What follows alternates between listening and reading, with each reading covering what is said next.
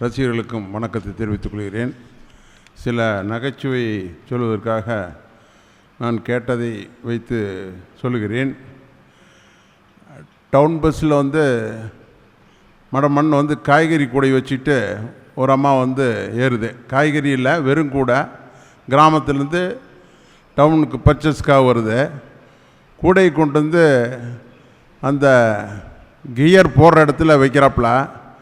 Driver ஏமா gear போடுற இடம் நீ இங்கே வைக்காதேன்னு சொல்கிறாப்புல. சார் மறக்காத போட்டு வைங்க இறங்குறப்ப மறக்காத எடுத்து கொடுத்துட்டு போகிறேன்னு சொல்கிறாப்புலேம்மா. அந்த மாதிரி கியர் போடுறது வச்சு ஒரு விட்டு ஒன்று சொல்லுவாங்க. அதே மாதிரி கிளாஸ் டீச்சர் தொடர்ச்சியாக பாடம் நடத்திட்டுருக்காரு. அவர் கிராமப்புறத்தில் ஒரு பள்ளிக்கூடத்தில் ஊராட்சி ஒன்றிய பள்ளியில் நடத்துகிறாங்கன்னு வச்சுக்கலாம். அது இன்ஸ்பெக்டர் வர்றாரு அடுத்த வாரம். அப்படிங்கிறனால அவர் உலகம் உருண்டை என்ன கேள்வி கேட்பேன்டா, உலகம் என்னடா வடிவம்னு கேட்பேன் நான். அவர் இருக்கிறப்ப சார் இருக்கிறப்போ நீங்கள் உருண்டைன்னு சொல்லிடணும்டா அப்படின்னு சொல்கிறாரு. இருந்தாலும் சில பேர் பசங்க டல்லாக இருக்கிற மக்கு பசங்களாக இருக்கவங்களுக்கு தெளிவாக தெரியுங்க. அவர் பொடி போடுற பழக்கம் இருந்திருக்குது. அந்த உருண்டையான பொடி டப்பாவை எடுத்து டெய்லி காட்டி ப்ராக்டிஸ் பண்ணி திங்கள் செவ்வாய் புதன் வரல் காட்டியிருக்காரு. கரெக்டாக சொல்லிட்டு இருந்திருக்கானுங்க. இன்ஸ்பெக்டர் வர அன்றைக்கி அவர் மறந்து வச்சுட்டு சதுர டப்பாவை எடுத்துகிட்டு வந்துட்டார். அப்புறம் இங்கே வந்தால் இன்ஸ்பெக்டர் வந்தோடனே உலகம் என்னடா வடிவம்னு கேட்டிருக்காப்புல. பையனுக்கு தெரியல. அல்லையிலேருந்து எடுத்து டப்பாவை காட்டியிருக்காரு. அவன் சொல்லிட்டான், திங்கக்கிழமையிலிருந்து புதன்கிழமை வரையில் உருண்டையாகவும் வியாழனிலிருந்து சதுரமாக இருக்கும்னு சொல்லி அது இன்ஸ்பெக்டர்கிட்ட சொல்லி இது பண்ணான்னு சொன்னாங்க. அதே மாதிரி பார்த்திங்கன்னா இந்த அதிகாரம் கைக்கு இருந்து ஒரு கைக்கு மாறுறப்ப என்ன சூழ்நிலை இருக்கும் அப்படிங்கிற மாதிரி ஒரு பிக்சர் இருக்கு. அது ஒரு அலுவலகத்தில், தாசார் அலுவலகத்தில் அவர் பணிபுரிந்துட்டுருக்கிறப்ப அவருடைய அலுவலக உதவியாளர் ஓஏ அவர் என்ன சொல்கிறாரோ அதை செஞ்சிட்ருப்பார். பெல் அடித்தா உடனே வருவார், எல்லாம் பண்ணுவார். அவருக்கு ட்ரான்ஸ்ஃபர் வந்துருச்சு.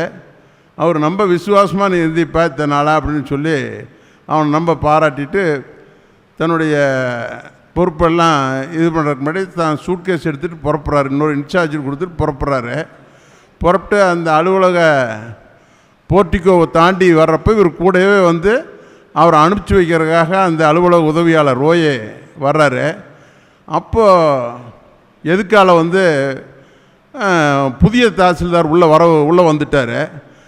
அவர் இவர்கிட்ட நான் தான் புதிய தாசில்தார் பொறுப்பேற்றுக்க வந்தேன்னு சொன்னதே இவருடைய பொட்டியை அங்கே வச்சுட்டு அவருடைய பொட்டி வாங்கிட்டு அவரோட போயிட்டான். அவ்வளோதான், அது முடிஞ்சது. அவருடைய அதிகாரமே அதோட முடிஞ்சதுன்னு சொல்லுவாங்க. அதோட இன்னும் கொஞ்சம் இதாக சொல்கிறப்போ தாசாராக பொறுப்பில் இருந்துட்டு இருந்த சமயத்தில் அவர் வீட்டு நாய் இறந்து போச்சான். அந்த நாய் இறந்து போனதை விசாரிக்கிறதுக்கு ஆஃபீஸ் ஸ்டாஃபு போக்குவரத்து எல்லாம், சார் எப்படிங்க சார் நாய் திடீர்னு இறந்து போச்சுங்களே சார் அப்படி இப்படின்னு சொல்லி துக்கம் விசாரிச்சுருக்காங்க. ஆனால் அவர் ஒரு ரிட்டையர்மெண்ட் ஆனதுக்கப்புறம் அவருடைய தாயார் இறந்து போயிட்டாப்லாம். ஆனால் அதுக்கு ஒருத்தருமே போகல, ஏன்னா அதிகாரம் இல்லாதனால போகல அப்படிங்கிற மாதிரி அந்த சுச்சுவேஷன்ஸை இது பண்ணுவாங்க. அதே மாதிரி பார்த்திங்கன்னா சூயஸ் கால்வாயின்ட்டு ஒரு பெரிய கால்வாய் இருக்குது. பூகோள ஆசிரியர் அவர் தன்னுடைய வகுப்பில் சூயஸ் கால்வாயை பற்றி நடத்திட்டு அந்த சூயஸ் கால்வாயை சூயஸ் என்கிற அந்த இன்ஜினியர் தான் வெட்டினார்னு சொல்லி பாடம் நடத்துகிறாரு. அங்கே ஒரு குறும்பான மாணவன் எந்திரிச்சு, சார் அவர் சூயஸ் ஒருத்தரே வெட்டினாருங்களா சார்னு கேட்குறாரு. உடனே அவருக்கு கோபம் முதுகில் போட்டு 2 திப்பி அவனை வெளியே நிறுத்தி வச்சுட்டாரு. அந்த ஸ்டூடெண்ட் நான் தான், அதுதான் சொல்ல வந்தேன். ரைட்டு, வணக்கம், நன்றி, வணக்கம். ஈரோடு நகைச்சுவை மன்றத்தின் 238வது சிறப்பு கூட்டத்திற்கு வந்திருக்கும் உங்களை அனைவரையும் வருக வருக என்று வரவேற்கிறோம். தலைவர் டாக்டர் ராஜவேலு அண்ணா அவர்கள் வெளியூர் நிகழ்ச்சியில் இருப்பதால் இன்றைய நிகழ்ச்சியில் கலந்து கொள்ள இயலவில்லை என்று தகவல் அனுப்பியிருக்கிறார். அடுத்ததாக சாதனை சிகரம் எங்கள் செயலாளர் துரை அண்ணா அவர்களை மேடைக்கு வருமாறு அன்புடன் அழைக்கிறேன்.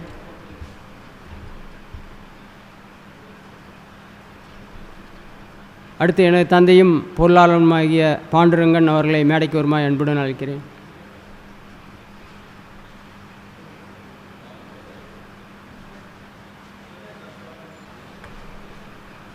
இன்றைய நிகழ்ச்சிக்கு முன்னிலை வைப்பவர் கேஆர் சண்முகம் ஜுவல்லரி உரிமையாளர் திரு கணேசன் மற்றும் அவரது துணைவியார் திரு ஜோதி அவர்கள் இருவரும் மேடைக்கு வருமாய் அன்புடன் அழைக்கிறோம்.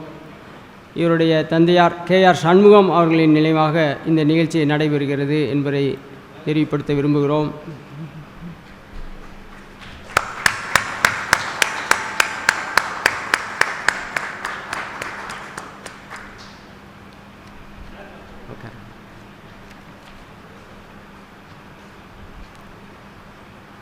இன்றைய நிகழ்ச்சியின் சிறப்பு பேச்சாளர் விருதாச்சலத்திலிருந்து சிரிக்கலாம் ஜெயிக்கலாம் என்ற தலைப்பிலே பேச வந்திருக்கிறார்.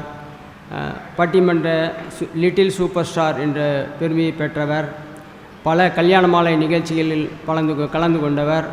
இவர்கள் பல நிகழ்ச்சிகளில் நீங்கள் டிவி நிகழ்ச்சிகளில் கண்டுகளித்திருப்பீர்கள். அட்வொகேட் அருண் அவர்களை மேடைக்கு வருமாறு அன்புடன் அழைக்கிறோம்.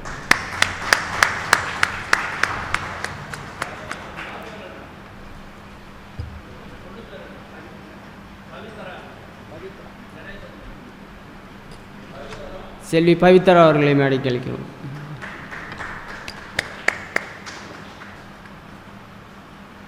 துரையன் அவர்கள் வரவேற்புரை நிகழ்த்துவார். தமிழ் தாய் வாழ்த்து.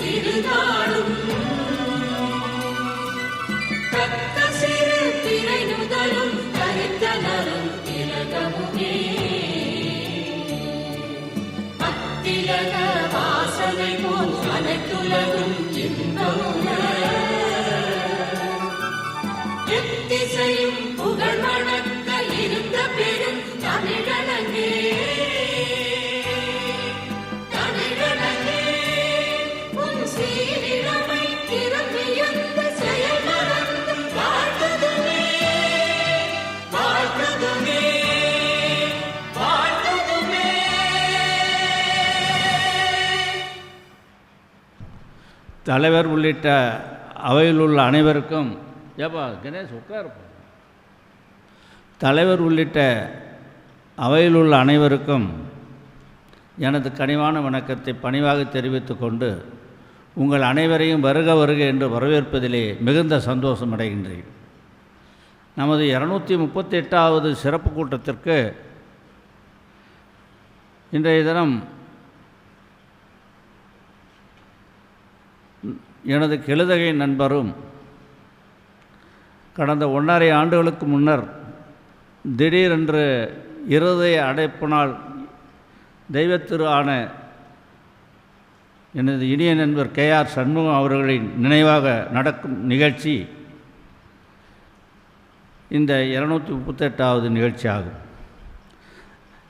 இந்த நிகழ்ச்சிக்கு அவருடைய அன்பு மகனும் அவருடைய பாசத்திற்குரிய மருமகளுமான அவருடைய மகன் உயர்திரு எஸ் கணேசன் அவர்களும், கணேசன் அவர்களுடைய அன்பு மனைவி திருமதி ஜி ஜோதி அவர்களும், பேத்தி பவித்ரா அவர்களும் இங்கே முன்னிலை வகித்து சிறப்பு செய்து கொண்டிருக்கிறார்கள். எனது நண்பர் கழுதகை நண்பர் சண்முகத்தினுடைய நினைவாக இது நடைபெறுகின்ற நிகழ்ச்சியாகும். அவர் தன்னுடைய 78வது வயதில் இப்படி திடீரென்று இயற்கை எய்துவார் என்று கொஞ்சம் கூட நினைக்கவில்லை. அவர் இந்த பொன்மீதியிலே ஒரு நகைக்கடை வைத்திருக்கிறார். இஆர்எஸ் என்று சொன்னால் அதாவது அவருடைய எம்பலம் கேஆர் சண்முகம் ஜுவல்லர்ஸ் கைராசியான ஸ்தாபனம். 41 பொன்மீதி, ஈரோடு 1. அதில் அவர் ஒரு 40 ஆண்டுகளுக்கு மேல் மிகப்பெரிய ஒரு நகை வியாபாரியாக பரிணாமடைந்த ஒரு பக்குவமான மனிதர், பழகுவதற்கு இனிய நண்பர். எல்லாரிடம் அந்த நகைக்கடை வியாபாரிகள் அனைவரிடமும் அன்பாகவும் பாசத்தோடும் பழகக்கூடிய ஒரு பண்பாளர். அவருடைய இல்லம் கேஎஸ் நகரில் இருக்கிற ஒரு மிகப்பெரிய இடத்திலே அவருடைய அந்த கேஎஸ் நகரில் அவருடைய பங்களா இருக்கிறது. அப்படிப்பட்ட நண்பரை இழந்து தவிக்கின்ற அவருடைய நெருக்கமான நண்பர்களிலே நானும் ஒருவனாவன். தன் தந்தையை இழந்து வாடும் கணேசனும் அவருடைய மருமகள் பேத்தியும் மிகவும் அவர் நினைவாகவே இன்றும் இருக்கிறார்கள். இப்படிப்பட்ட ஒரு பண்பட்ட குடும்பத்திலே வாழ்க்கைப்பட்டு திருமதி ஜோதி அவர்கள் தன் அன்பு கணவர் கணேசனையும் என் அன்பு நண்பர் தெய்வத்திரான சண்முகம் அவருடைய மனைவி சில பல ஆண்டுகளுக்கு முன் இறந்து விட்டார்கள். அதற்கு பிறகு அந்த வீட்டு பொறுப்பு குடும்ப நிர்வாகத்தை எல்லாம் அன்பு தங்கை திருமதி ஜோதி அவர்கள்தான் மிக திறம்பட நடத்தி கொண்டு வந்தார். அவர் அப்பா விட்டு சென்ற அந்த வியாபாரத்தை மிக நேர்த்தியாக நம்பிக்கையுடன் நாணயத்துடனும் அவர் அன்பு மகன் கணேசன் அவர்கள் மிக சிறப்பாக செய்து கொண்டு வருகிறார். இப்படிப்பட்ட நல்ல தம்பதிகளுக்கு ஒரு அருமையான மகள் பவித்ரா. பிரித்தி MBA படித்து அப்பாவுக்கு துணையாக கடையிலே அவர் செய்கின்ற வியாபாரத்திலே மிகவும் உறுதுணையாக இருக்கிறார். அவருக்கு பல இடங்களிலே ஈரோட்டிலே இடம் வாங்கி போட்டிருக்கிறார். சத்தி ரோடு, இந்த பழையபாளையத்தில் ஒரு மிகப்பெரிய இடம், ஒரு பஞ்சாப் ஹோட்டல் பக்கத்தில் ஒரு 15,000 சதுர, இப்படி ஏகப்பட்ட சொத்து சுகமெல்லாம் தேடி வைத்திருக்கிறார். அப்படிப்பட்ட நண்பரை இழந்து வாடுகிற என்னை போன்றவர்களுக்கெல்லாம் ஒரு மிகப்பெரிய அதிர்ச்சியாகத்தான் இருக்கிறது. அப்படிப்பட்ட நண்பருடைய நினைவாக இன்றைய தினம் நடைபெறுகிற இந்த நிகழ்ச்சிக்கு அவர்கள் மகனும் அவர்கள் மருமகளும் அவர் சண்முகம் அவர்களுடைய பேத்தியும் இங்கே முன்னிலை வைத்து அவருடைய நினைவாக நடைபெறுகின்ற இந்த நினைவஞ்சலி கூட்டத்திற்கு, நமது நகைச்சுவை மன்றத்திற்கு முன்னிலை வைத்து சிறப்பு செய்து கொண்ட அவர்கள் அனைவரையும் வருக வருக என்று வரவேற்பதிலே மிகுந்த சந்தோஷம் அடைகின்றேன். நமது பட்டிமன்ற லிட்டில் சூப்பர் ஸ்டார் உயர்திரு வழக்கறிஞர் கி. அருண் அவர்கள் விருதாச்சலத்திலிருந்து வருகின்றிருக்கிறார்.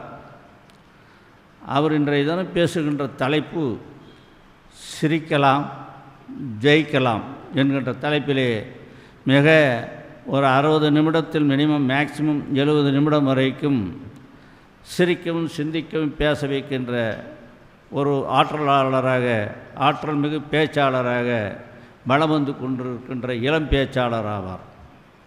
இவர் சாலமன் பாப்பையா அவருடைய டீமிலே அந்த சன் டிவியிலே ஒவ்வொரு ஞாயிறு காலை 8 to 8:30 அந்த கல்யாண மாலை மோகன் மீரா நாகராஜன் முன்னின்று நடத்துகின்ற அந்த நிகழ்ச்சியிலே சாலமன் பாப்பையா தலைமையிலே மிக அருமையானதொரு பலமுறை பல கல்யாண மாலைகளிலும் பல பட்டிமன்றங்களிலும் அருண் மிக அற்புதமாக பேசி மக்களை எல்லாம் மகிழ்விக்கின்ற ஒரு எதிர்காலத்திலே ஒரு சின்ன குட்டி NSK போல் வருவதற்கு வாய்ப்பு இருக்கிறது. அந்த வாய்ப்பை அவர் நாளொரு மேனியும் பொழுதொருமாக வளர்த்தி கொண்டு பேச்சுக்கலையில் இன்னும் அவர் தேர்ச்சி பெற்று நாடு போற்று நல்ல பேச்சாளராக இப்போ வளம் வந்து கொண்டிருக்கிறார். அதை இன்னும் மென்மேலும் பெருக்கி அவர் இன்னும் பெரும் புகழும் பேரும் அடைய வேண்டும் என்று உங்கள் சார்பிலே அவரை வாழ்த்தி போற்றி வரவேற்கின்றேன்.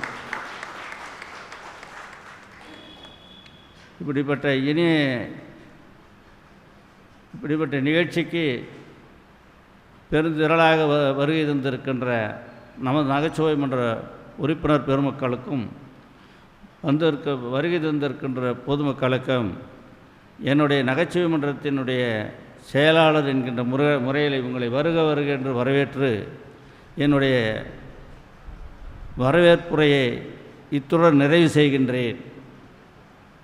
நமது துணைத் தலைவர் வழக்கறிஞர் சீனியர் அட்வொகேட் சண்முகம் மேடைக்கு வருமாறு அன்புடன் அழைக்கின்றேன். மேடை திரு தலைவர் சுரேஷ் அவர்கள் ஒப்படைக்கப்படுகிறது. இப்பொழுது குடை வழங்கும் நிகழ்ச்சியும் சால்வை அணிவிக்கின்ற நிகழ்ச்சி நடைபெறுகிறது.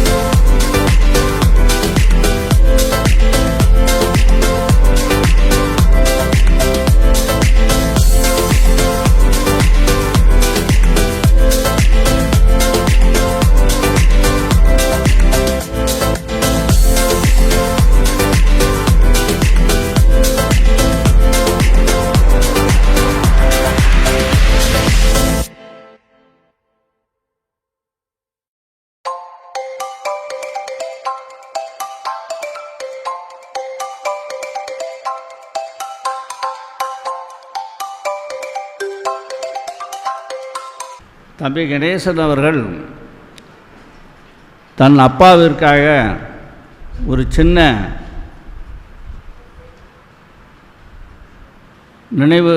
நினைவஞ்சலிக்காக சில வார்த்தைகளை எழுதியிருக்கிறார். அப்பா, எல்லாருக்கும் கிடைத்து விடுவதில்லை, கடைசி வரை அப்பாவுடன் இருக்கும் பாக்கியம். அப்பா, கடவுள் கொடுத்த பரிசு. என்னை போன்ற சிலருக்கு அந்த பரிசு நீடித்து நிற்கவில்லை. என் அப்பா என்னை விட்டு மறைந்தாலும் அவர் நினைவாலே வாழ்ந்து கொண்டிருக்கிறேன். இப்படிக்கு அன்பு மகன் Ganesan. Biodata vice president Suresh படிப்பார். இப்பொழுது பேச்சாளருடைய பயோடேட்டாவே தன்னறிமுகத்தை நமது வைஸ் பிரசிடெண்ட் அட்வொகேட் பாலமுருகன் அவர்கள் வாசிப்பார்கள். அனைவருக்கும் எனது மாலை வணக்கத்தை தெரிவித்துக் கொள்கிறேன். எனக்கு இப்படி ஒரு அற்புதமான ஒரு வாய்ப்பை வழங்கிய மன்றத்திற்கு எனது பணிவான நன்றியை தெரிவித்துக் கொள்கிறேன். மற்றொரு மகிழ்ச்சி என்னென்னு கேட்டிங்கன்னா, என்ன மாதிரியே ஒரு வழக்கறிஞர் தான் இங்கே ஒரு சிறப்பு பேச்சாளராக வந்திருக்கிறாரு. அது எனக்கு ஒரு கூடுதல், நம்ம எங்கள் ஜாதியை சேர்ந்தவர் அப்படிங்கும்போது ஒரு கூடுதல் மகிழ்ச்சி. இன்னொன்று என்ன விசேஷம்னு கேட்டிங்கன்னா, நாங்களாம் 28 வருஷம் 30 வருஷம் ப்ராக்டிஸ் பண்ணிகிட்ருக்கோம். அவர் அட்வொகேட்டாக இருந்தாலும் அவர் இந்த மாதிரி பேச்சாளர் அப்படிங்கிற ஒரு துறை மாறி சிறப்பாக பயணம் பண்ணிகிட்ருக்காரு. தப்பிச்சு போயிட்டார்னு நினைக்கிறேன் எங்களுக்கு இருந்தது. அதனால் நம்ம அதுக்கு ஒரு சந்தோஷம். இப்போ பார்த்திங்கன்னா, தமிழ்நாட்டிலேயே இருக்கக்கூடிய பட்டிமன்ற பேச்சாளர்களை மிக இளம் வயதை உடையவர் அப்படிங்கிற ஒரு பெரிய சிறப்பு அவருக்கு உண்டு.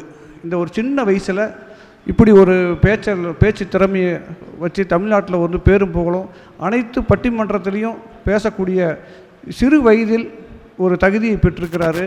அப்படின்னா இது சும்மா சாதாரணமான ஒரு தகுதியாக இருக்க முடியாது. உண்மையிலேயே அனைத்து மேடைகள்லேயும் நிறைய போட்டிகள் இருக்கும். அந்த போட்டிக்கு மத்தியில் தன்னுடைய பேச்சு அனைவரையும் கவர்ற மாதிரி திறமையாக பேசணும். மற்றவங்கெல்லாம் வயதில் மூத்தவங்க அனுபவத்தில் பேசுவாங்க.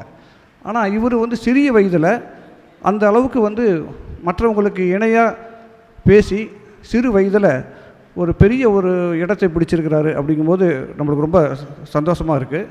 அவர் நம்மளுடைய மன்றத்தில் பேசுகிறதும் நம்மளுக்கு ஒரு மகிழ்ச்சி.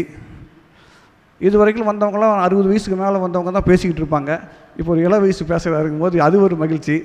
இன்னொன்று பார்த்திங்கன்னா, தீபாவளி பட்டிமன்றம், சன் டிவியில் தீபாவளியில் ஒரு பட்டிமன்றம், சாலமன் பாப்பையா அவரோட பட்டிமன்றம், சன் டிவியில் பிரபலமாக கல்யாண மாலை அப்படிங்கிற ஒரு நிகழ்ச்சியில், ஐயோ கல்யாணம் ஆயிடுச்சா, ஆனால் என்ன ஒரு சிறப்புன்னு கேட்டிங்கன்னா, கல்யாண மாலையில் போய் ஒரு பட்டை கிளப்பிட்டு இருக்காரு. ஆனால் இவருக்கு என்ன கல்யாணம் ஆகலை. இவரும் அந்த திருமண இதில் ரேஸில் இருக்கிறாரு. அவருக்கு சீக்கிரம் திருமணம் ஆகணும்னு சொல்லிட்டு எங்களை மாதிரி அவரும் சிரமப்படணுமோ கல்யாணம் பண்ணி கேட்டுக்கொண்டு அவர் பாக்கியராஜ் சார், ராஜேந்திரன் டி ராஜேந்திரன், ராதாரவி, நாஞ்சில் சம்பத்து போன்ற அவங்களோட தலைமையிலாம் இவர் பேசி பாராட்டு பெற்றிருக்காரு. பள்ளி கல்லூரிகளிலும் தன்னம்பிக்கை பேச்சாளராக இருக்கிறார். இதெல்லாம் ஒரு சிறு வயதில் இவ்வளோ ஒரு சாதனையை இந்த வயதிலேயே படைச்சிருக்கிறாங்க அப்படின்னா ரொம்ப பாராட்டணும். அவர் நம்மக்கிட்ட கிடச்சிருக்கிற ஒரு பெரிய பொக்கிஷம்.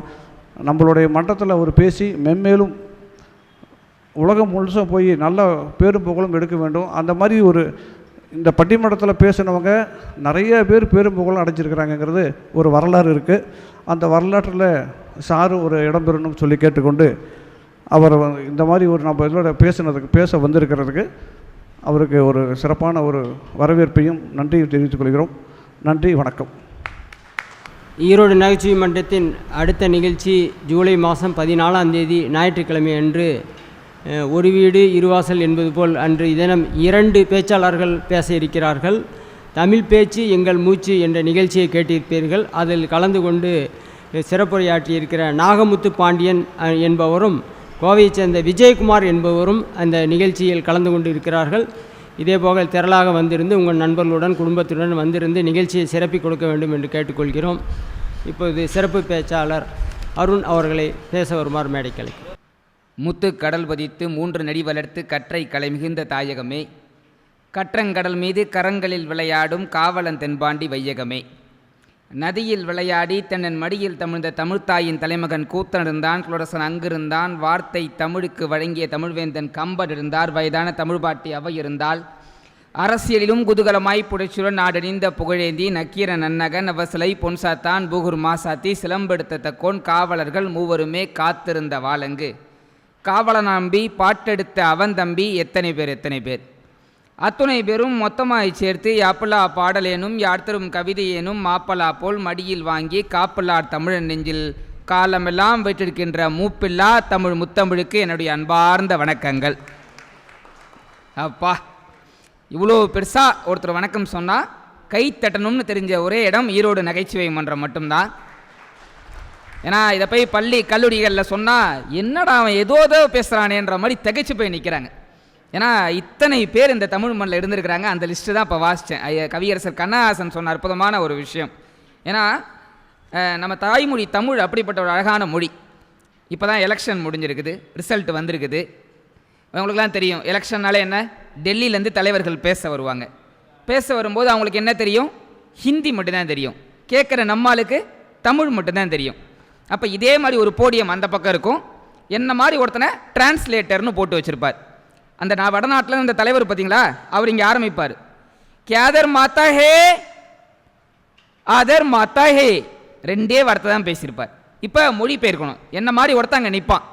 ஆனால் மொழிபெயர்க்க வந்திருக்கான் பார்த்தீங்களா, அவன் தத்து பித்து, அவனுக்கு ஹிந்திலாம் தெரியாது. யாருக்கு தெரியும், இப்போ சும்மா அடிச்சு விடுவோம் அப்படின்ட்டு கல் தோன்றி முன் தோன்ற காலத்தே வாளோடு முன் தோன்றிய மூத்த குடியாம் தமிழ் குடியிலே பிறந்து வளர்ந்துன்னு போயிட்டே இருப்பானா. ஹிந்தி பேச வந்தவர் ஆடி போயிடுவார். டே கேதர் மாத்தா ஹே ஆதர் மாத்தா ஹே, முடிஞ்சு போச்சு, நீ என்னடா பக்கம் பக்கமாக பேசிகிட்டு இருக்க அப்படின்வானா. அப்போ நம்மால் சொல்லுவான், என் தாய்மொழி தமிழில் மட்டும்தான் நீ 2 வாரத்தில் பேசினா அது 2000 கோடி ஆட்டில் என் தாய்மொழி தமிழுக்கு தான் இருக்குன்னு சொல்லுவானா. அப்படிப்பட்ட தமிழால் உங்களை எல்லாம் வாழ்த்தி வணங்கி ரொம்ப மகிழ்ச்சி. உண்மையிலே அற்புதமான ஒரு நிகழ்வு. நான் சொன்ன மாதிரி நமக்கு அவ்வளோ பெருமைகள் இருக்குது, நம்ம தமிழுக்கும் தமிழர்களுக்கும் அவ்வளோ பெருமைகள் இருக்குது. ஒரு ஆங்கிலத்தில் இது போன்ற 2 தசாப்தங்களாக ஒரு ஹியூமர் கிளப் நடத்த வாய்ப்பே கிடையாது. ஆனால் நம்ம தாய்மொழியில் தான் அவ்வளோ விஷயங்கள் கொட்டி கிடக்குது. ஆனால் நமக்கு நம்ம பெருமைகள் தெரியறது கிடையாது. என்ன ஒரு முறை ஜப்பானில் பேச கூப்பிட்டாங்க. அங்கே ஒரு ஐயா பார்க்குறாரு, உன்னை ஈரோட்டில் பேச கூப்பிட்டதே பெருசு, உன்னை ஜப்பானில் வேற பேச கூப்பிட்டாங்களான்னு நம்பணும். கூப்பிட்டாங்க. இறங்கி ஏர்போர்ட்டில் போயிட்டுருக்கேன். ஒருத்தர் என்கிட்ட ஓடி வந்து ஷாங்காய் அப்படின்னார். பேர் கேட்குறாரு போல் அப்படின்ட்டு விருத்தாச்சலம் அருண் அப்படின்னு திருப்பியும் ஷாங்காயினார். சரி ஒழுங்காக கேட்கல போல் அப்படின்ட்டு ஊர் விருத்தாச்சலம் பேர் அருண் அப்படின்னு திருப்பியும் ஷாங்காயினார். அடப்போடா அப்படின்ட்டு நான் பாட்டு வந்துட்டேன். நான் வந்த உடனே ஒருத்தர் குடுகுடுன்னு ஓடி வந்து, யோ அவர் நாட்டு மொழியில் உனக்கு ஷாங்காயின்னு வணக்கம் சொல்கிறாரு, நீ என்னென்னமோ பேசுகிறேன்னு ரொம்ப கஷ்டமாகி போச்சு. சே, வணக்கம் சொன்ன மனுஷனை திட்டிருக்கேனே அப்படின்னு இப்போ எனக்கு மனசு வெறுத்து போயிட்டு அந்த மனுஷன் நடந்து போயிட்டு இருந்தார். இப்போ நான் குடுன்னு ஓடி போயிட்டு இப்போ நான் சொன்னேன் ஷாங்காய் அப்படின்னேன். இப்போ அவன் சொன்னான் விருத்தாச்சலம் அருண்ட்டான். எல்லாருமே மாற்றக்கூடிய ஆற்றல் யாருக்கு இருக்குது, நமக்கு தான் இருக்குது. உங்களுக்கெல்லாம் நாசா தெரியும். நாசா எங்கே இருக்குது, அமெரிக்காவில் இருக்குது. அமெரிக்காவில் நாசாவில் என்ன பண்ணுவாங்க, சேட்டலைட் விடுவாங்க. பொதுவாக உங்களுக்கெல்லாம் தெரியும், சேட்டலைட் பார்த்தீங்கன்னா கவுண்ட் டவுன் ஒன்று ஆரம்பிப்பாங்க. சேட்டலைட் விடுறதுக்கு முன்னாடி 10 9 8 7 6 5 4 3 2 1 0 ராக்கெல்லாம் இது சேட்டலைட் மேலே போயிடும். இதான் உலக வழக்கம். அன்றைக்கி அதே மாதிரி விடுறாங்க, 0 வருது. ஆனால் சேட்டலைட் மேலே பறக்கலை. உலகத்தில் இருக்க எல்லா விஞ்ஞானியும் மண்டையை போட்டு பிச்சுக்கிறான், என்னடா இது என்ன பண்ணாலும் ஒன்றுமே ஆக மாட்டேங்குதேன்னு. அப்போ நம்மால் ஒருத்தர் வேஷ்டி கட்டிட்டு அந்த பக்கம் போகிறார். போனவர் கேட்டிருக்கிறாரு, நான் வேணா இதை பறக்க விட்டோமான்ருக்கார். டேய் நாங்களாம் விஞ்ஞானிகள், எங்களாலே முடியல, உன்னால் என்ன பண்ண முடியும், உன்னால் முடியல. அப்போ நான் சொல்கிற மாதிரி செய்யினார். சரி செஞ்சு சொல்லி தொலை அப்படின்னு இருக்காங்க. இந்த நேராக நிற்கிது பற்றியா சேட்டலைட்டு, அதை இந்த பக்கம் ஒரு சாயி இந்த பக்கம் ஒரு சாயின்னு இருக்கிறாங்க. அப்படிலாம் சாய்க்கக்கூடாதா, வெடிச்சுருண்டான் இருக்காங்க. உங்களால் முடியல, அப்போ நான் சொல்கிற மாதிரி செய்யுங்க அப்படின்றா. வேறு வழியே இல்லாமல் இந்த நேராக நிற்கிற ரேக்கெட்டை இப்படி ஒரு சாய் சாய்ச்சிக்கிட்டு இப்போ கவுண்ட் டவுன் ஆரம்பின்னு இருக்கிறான். 10 9 8 7 6 5 4 3 2 1 0 சறுக்குன்னு மேலே போயிடுச்சு. எல்லாத்துக்கும் பெரிய ஆச்சரியம். உலகத்தில் இருக்க எல்லா பத்திரிகைக்காரனும் நம்ம ஆள் வேஷ்டி கட்டிட்டு போனார் பார்த்தீங்களா தமிழர், அவர்கிட்ட அப்படி மைக்கை நீட்டி கேட்டாங்க, இது எப்படி சாத்தியம்னு. நம்மால் ரொம்ப அழகாக சொன்னால், ரொம்ப சிம்பிள். எங்கள் நாட்டில் 2 வீலர் ஸ்டார்ட் ஆகலைன்னா நாங்கள் இப்படி தான் பண்ணுவோம், இப்படி ஒரு சாய் போயிடும், அதே கான்செப்ட் தான் அப்படின்னானா. அப்படி பெருமைக்குரிய ஒரு அழகான ஒரு விஷயம் நம்ம தமிழர்களுக்கு இருக்குது. அப்படிப்பட்ட தமிழை ரொம்ப அழகாக கடந்த 2 தசாப்தங்களுக்கு மேலாக ஈரோடு நகைச்சுவை மன்றம் 238வது வாரத்தில் நான் வந்திருக்கிறேன். எனக்கு முன்னாடி 237 தமிழ் பேச்சாளர்களை கூப்பிட்டு தமிழ் வளர்த்து இது மிகப்பெரிய சாதனை செய்து கொண்டிருக்கின்ற ஈரோடு நகைச்சுவை மன்றத்துக்கு நம் சார்பாக ஒரு பலத்த கைத்தட்டல் நம்ம கொடுத்து உற்சாகப்படுத்தலாம். பொதுவாக ஈரோடு பெரியார் மண் அப்படின்னு சொல்லுவாங்க, ஈரோடு மஞ்சள் நகரம்னு சொல்லுவாங்க. ஆனால் ஈரோடு நகைச்சுவை நகரமாக 20 ஆண்டுகளுக்கு மேலாக இருக்கிறது அப்படின்றது எவ்வளோ பெருமைக்குரிய விஷயம். ஏன்னா கஷ்டப்படுறவனுக்கு சிரிக்க தெரியாது, சிரிக்கிறவனுக்கு கஷ்டம் தெரியாது. ஆனால் எவன் ஒருத்தன் கஷ்டத்துலையும் சிரிக்கிறானோ அவனுக்கு தோல்வியே கிடையாதுன்னு சொல்லுவாங்க. அதனால தான் சிரிக்கலாம் ஜெயிக்கலாம் அப்படின்ற தலைப்பில் நான் பேச வந்திருக்கேன். உங்களில் நிறைய பேருக்கு ஒரு சந்தேகம் இருக்குது, என்ன ஒரு சின்ன பையலை கூப்பிட்டு வந்து உட்கார வச்சுக்கிட்டு இவர் தான் பேச்சாளர் அப்படின்றாங்கன்னு. நம்பணும், நான்லாம் 3 வயசில் டிவியில் வந்திருக்கேன். 3 வயசில் டிவியில் வந்திருக்கேன். 3 வயசில் டிவியில் வந்தால் கை தட்டினா அக்காவுக்கு தெரிஞ்சிருக்கு. கை தட்டினீங்களேக்கா, என்ன டிவின்னு கேட்டிங்களா? பொதிகை டிவி. என்ன நிகழ்ச்சின்னு கேட்டிங்களா? காணாமல் போனவர்கள் பற்றிய அறிவிப்பு. பெயர் அருண், பச்சை கலர் சொக்கா போட்டிருந்தார். அப்படிலாம் இல்லை, ஓரளவுக்கு நான் எல்லா தொலைக்காட்சிகள்லையும் பேசியிருந்தாலும் கூட ஐயா சொன்ன மாதிரி சன் தொலைக்காட்சியில் பத்மஸ்ரீ சாலமன் பாப்பையா ஐயா தலைமையிலையும் கல்யாண மாலை போன்ற நிகழ்ச்சிகளிலும் தமிழகத்தினுடைய சிறந்த பேச்சாளர்கள் மேடையில் பேசியிருந்தாலும் கூட என்னுடைய பேச்சு பயணத்தில் ஒரு ஆகச்சிறந்த கிரீடமாக நான் கருதுவது இந்த ஈரோடு நகைச்சுவை மன்றத்தில் நான் இன்றைக்கு பேசுவது. அதுலேயும் ஐயா குறிப்பாக துரை ஐயா அவர்கள், நான் பெரிய வணக்கத்தை ஐயா அவர்களுக்கு தெரிவிக்கிறேன். ஏன்னா 75 வயது இளைஞர் அப்படின்னு தான் அவரை நான் சொல்லணும். ஒரே ஒரு மனிதர் இந்த நிகழ்ச்சிக்காக ஒவ்வொரு வாரமும் எவ்வளோ ஒரு அழகான ஒரு தன்னை சுற்றி ஒரு நல்ல நண்பர்களை வைத்திருக்கிறார்கள். சுரேஷ் சார்லேருந்து அட்வொகேட் சார்லேருந்து நல்ல கொடையாளர்கள் ஒவ்வொரு மாதமும் வைத்து கொண்டு ஒரு ஆகச்சிறந்த பணியை செய்து வரக்கூடிய அவருக்கு என்னுடைய மனமார்ந்த வணக்கங்களையும் வாழ்த்துக்களையும் நான் தொடர்ந்து தெரிவித்து கொண்டு ஐயா அவர்கள் 100 ஆண்டுகளுக்கு மேலாக வாழ்ந்து இது போன்ற நகைச்சுவை சேவை செய்ய வேண்டும் என்று வாழ்த்தி ரொம்ப எனக்கு சந்தோஷமாக இருக்குது. ஏன்னா ஒரு ஞாயிற்றுக்கிழமை வேலை இந்திய தொலைக்காட்சிகளில் முதல் முறையாக திரைக்கு வந்து சில மாதங்களே ஆன அப்படின்னு படங்கள் ஓடிக்கிட்டு இருந்தாலுமே கூட, நிறைய பேர் தொலைக்காட்சிக்கு முன்னாடி உட்காந்து ஏதாவது ஒரு நிகழ்ச்சி பார்த்துக்கிட்டு இருந்தாலும் கூட நல்ல தமிழையும் நல்ல நகைச்சுவையும் கேட்கலாம் என்று வந்திருக்கின்ற ஆகச்சிறந்த அவையாக இது இருக்கிறது. அப்படின்ற போது ஒரு அவையினுடைய மதிப்பு அங்கே இருக்கிற ஆட்களின் எண்ணிக்கையை பொறுத்து கிடையாது, அங்கே இருக்கிற மூளைகளின் எண்ணிக்கையை பொறுத்துன்னு சொல்லுவாங்க. அப்படி பார்த்தா உலகத்தினுடைய ஆகச்சிறந்த அவை தற்பொழுது ஈரோடு நகைச்சுவை மன்றத்தில் தான் இருக்கிறது அப்படின்றதில் ஒரு மாற்று கருத்தே இல்லை என்று தெரிவித்து கொண்டு ஒரு சிறப்பான ஒரு நிகழ்வை அழகாக திட்டமிட்டு நடத்தி கொண்டிருக்கின்ற ஈரோடு நகைச்சுவை மன்றத்துக்கு வணக்கத்தை தெரிவித்து கொண்டு எனக்கு உங்களெல்லாம் பார்க்க ரொம்ப ஆசையாக இருக்குங்க. நீங்கள்லாம் என்னோட வயசில் பெரியவங்க, எல்லாருமே வயசுலையும் சரி அறிவிலையும் சரி பெரியவர்கள். ஆனால் குழந்தை மாதிரி உட்காந்து ரசிக்கிறீங்க. ஏன்னா குழந்தைகிட்ட நம்ம வாழ்க்கையினுடைய சூட்சமத்தை கற்றுக்கலாம். 3 குழந்தை பேசிக்கிட்டு இருந்துச்சான். முதல் குழந்தை சொல்லிச்சு, எங்கள் அப்பா மட்டும் 2 கையில் தள்ளினா பஸ்ஸு ஓடியே போயிடுன்ட்டு முதல் குழந்தை சொல்லிருக்கு. 2ஆவது குழந்தை சொல்லிருக்கு, உங்கள் அப்பா 2 கையில் தள்ளினா தான் பஸ்ஸு ஓடும், எங்கள் அப்பாலாம் 1 கையில் தள்ளினா பஸ்ஸு ஓடியே போயிடுச்சான். இப்போ 3ஆவது குழந்தை சொல்லிச்சு, உங்கள் அப்பா 2 கையில் தள்ளினா பஸ்ஸு ஓடும், உங்கள் அப்பா 1 கையில் தள்ளினா பஸ்ஸு ஓடும், எங்கள் அப்பாலாம் அப்படின்னு ஒரு ஊதுனா போதும் பஸ்ஸு ஓடியே போயிடுச்சான். இந்த 2 குழந்தைக்கும் ஆச்சரியம், உங்கள் அப்பா என்ன பெரிய பயில்வானான்னு கேட்டுச்சான். அதுக்கு 3ஆவது குழந்தை சொல்லிச்சு, இல்லை எங்கள் அப்பா பஸ்ஸு கண்டக்டரு அப்படின்ச்சான். ஒரு பஸ்ஸு கண்டக்டர் கூட சூப்பர் ஹீரோவாக்கக்கூடிய ஆற்றல் யாருக்கிட்ட இருக்குது? குழந்தை கிட்ட தான் இருக்குது. நீங்கள் ஒன்றுமே இல்லைங்க, ஒரு ஃபயர் இன்ஜின் வேகமாக போயிருக்கு, குழந்தை நினச்சிருக்கு ஐஸ் வண்டி நினச்சி போய் கையை காட்டியிருக்குது, அது நிற்காமல் போயிருக்குது. குழந்தை சொல்லிச்சான், போயா போ, இவ்வளோ வேகமாக போனால் உன்னால் ஒரு ஐஸ் கூட விற்க முடியாது அப்படின்ச்சான். அது எவ்வளோ இயல்பாக இருந்திருக்கு பாருங்கள். ஒரு புகைப்படத்தில் இப்போ அண்ணன் எடுக்கிறார், எனக்கு அண்ணன் எடுக்கும்போதெல்லாம் பயம்தான். ஏன் தெரியுமா? இதே மாதிரி ஒரு இடத்துல பேச கூப்பிட்டுருந்தாங்க கம்பராமாயணம் பற்றி பேச. அப்போ கம்பராமாயணத்திலே கம்பன் என்ன சொன்னார் தெரியுமான்ற அந்த மாதிரி ஒரு கேமராமேன் என்ன பண்ணார், இப்படி நிற்கும் போது ஃபோட்டோ எடுத்துட்டார் பாருங்க. அதே மாதிரி எடுத்தவர் சும்மா இருக்கணும்ல, தம்பி உங்கள் வீட்டு அட்ரஸை கொடுங்க அப்படின்னார். இங்கே இப்போ எல்லாத்துக்கும் ஃபோட்டோ கொடுக்குறாங்களே, அதே மாதிரி உங்கள் வீட்டு அட்ரஸை கொடுங்க, நான் ஒன்றே கெத்தா நம்ம ஃபோட்டோ தானே அனுப்ப போகிறாரு அப்படின்ட்டு அட்ரஸ் எழுதிக்கோங்கண்ணே அப்படின்ட்டு வந்துட்டேன். நான் வெளியில் நிகழ்ச்சிகள்லாம் போயிட்டு வரேன், இந்த ஃபோட்டோ வந்திருக்கு, எங்கள் அம்மா வாங்கி பார்த்துருக்குறாங்க. நான் வீட்டுக்குள்ளே வரேன், எங்கள் அம்மா நான் ஃபோட்டோ பார்க்குறாங்க, என்ன பார்க்குறாங்க, என்னடான்னு பார்த்தா ஃபோட்டோவில் இப்படி நிற்கிறேன். எங்கள் அம்மா கேட்டாங்க, நீ உண்மையிலே பேச தான் போறியா இல்லை பிச்சை எடுக்க போறியா அப்படின்னு கேட்டாங்க. இது எதுக்கு சொல்கிறேன்னா, ஒரு குழந்தை எடுத்துக்கோங்க, நம்ம ஒரு புகைப்படத்தில் அழகாக இருப்போம், ஒரு புகைப்படத்தில் சுமாராக இருப்போம், ஒரு புகைப்படத்தில் அஷ்ட கோணலாக இருப்போம். ஆனால் குழந்தை சிரித்தாலும் அழகு, அழுதாலும் அழகு, அது எப்பயுமே அழகாக இருக்குது. என்ன தெரியுமா? அதுக்கு தெரிஞ்சது நமக்கு தெரியாததும் அது இயல்பாக இருக்குது, நம்ம புகைப்படத்துக்காக நடிக்கிறோம். அப்படின்ற போது இந்த குழந்தைகள்கிட்ட நம்ம கற்றுக்கொள்ள வேண்டிய விஷயம் நிறைய இருக்குது. ஆனால் குழந்தைகிட்ட தான் நம்ம ஜாக்கிரதையாக இருக்கணும். அப்படி தான் பையன் உள்ளே வந்திருக்கான், பா பா ஏன்டா கத்துற, இல்லை தாத்தா என்ன பெரிய டான்ஸரா அப்படின்னு கேட்டிருக்கான். இல்லையே, ஏன்டா கேட்குற, இல்லை சுவிட்ச் பாக்ஸில் இருக்க ஒயரை பிடிச்சி அந்த ஆட்டம் ஆடிட்டு இருக்காரு. அந்த மனுஷன் ஷாக் அடித்து ஆடிட்டு இருக்கிறார். இவன் வந்து என்ன கேட்டிருக்கான் பாருங்க. அன்றைக்கி அப்படி தான் பேத்தி சொல்லிச்சு தாத்தா பாட்டு, தாத்தா வெளியில் காற்று பயங்கரமாக இருக்குது, காதில் பஞ்சு வச்சுக்கோ. வைக்க முடியாது போமா அப்படின்னு இருக்கார் தாத்தா. சொல்கிறது கேளு தாத்தா, வெளியில் காற்று பயங்கரமாக இருக்குது, உனக்கு காற்று ஒத்துக்காது, காதில் பஞ்சு வச்சுக்கோ. வைக்க முடியாது போமா. வைக்கலைன்னா என்ன ஆகும்னு கேட்டிருக்காரு. அந்த பாப்பா சொல்லிருக்கு, வைக்கலன்னா அப்புறம் மூக்கில் பஞ்சு வைக்கிற மாதிரி ஆகிடும் பார்த்துக்கோ அப்படின்ட்டு.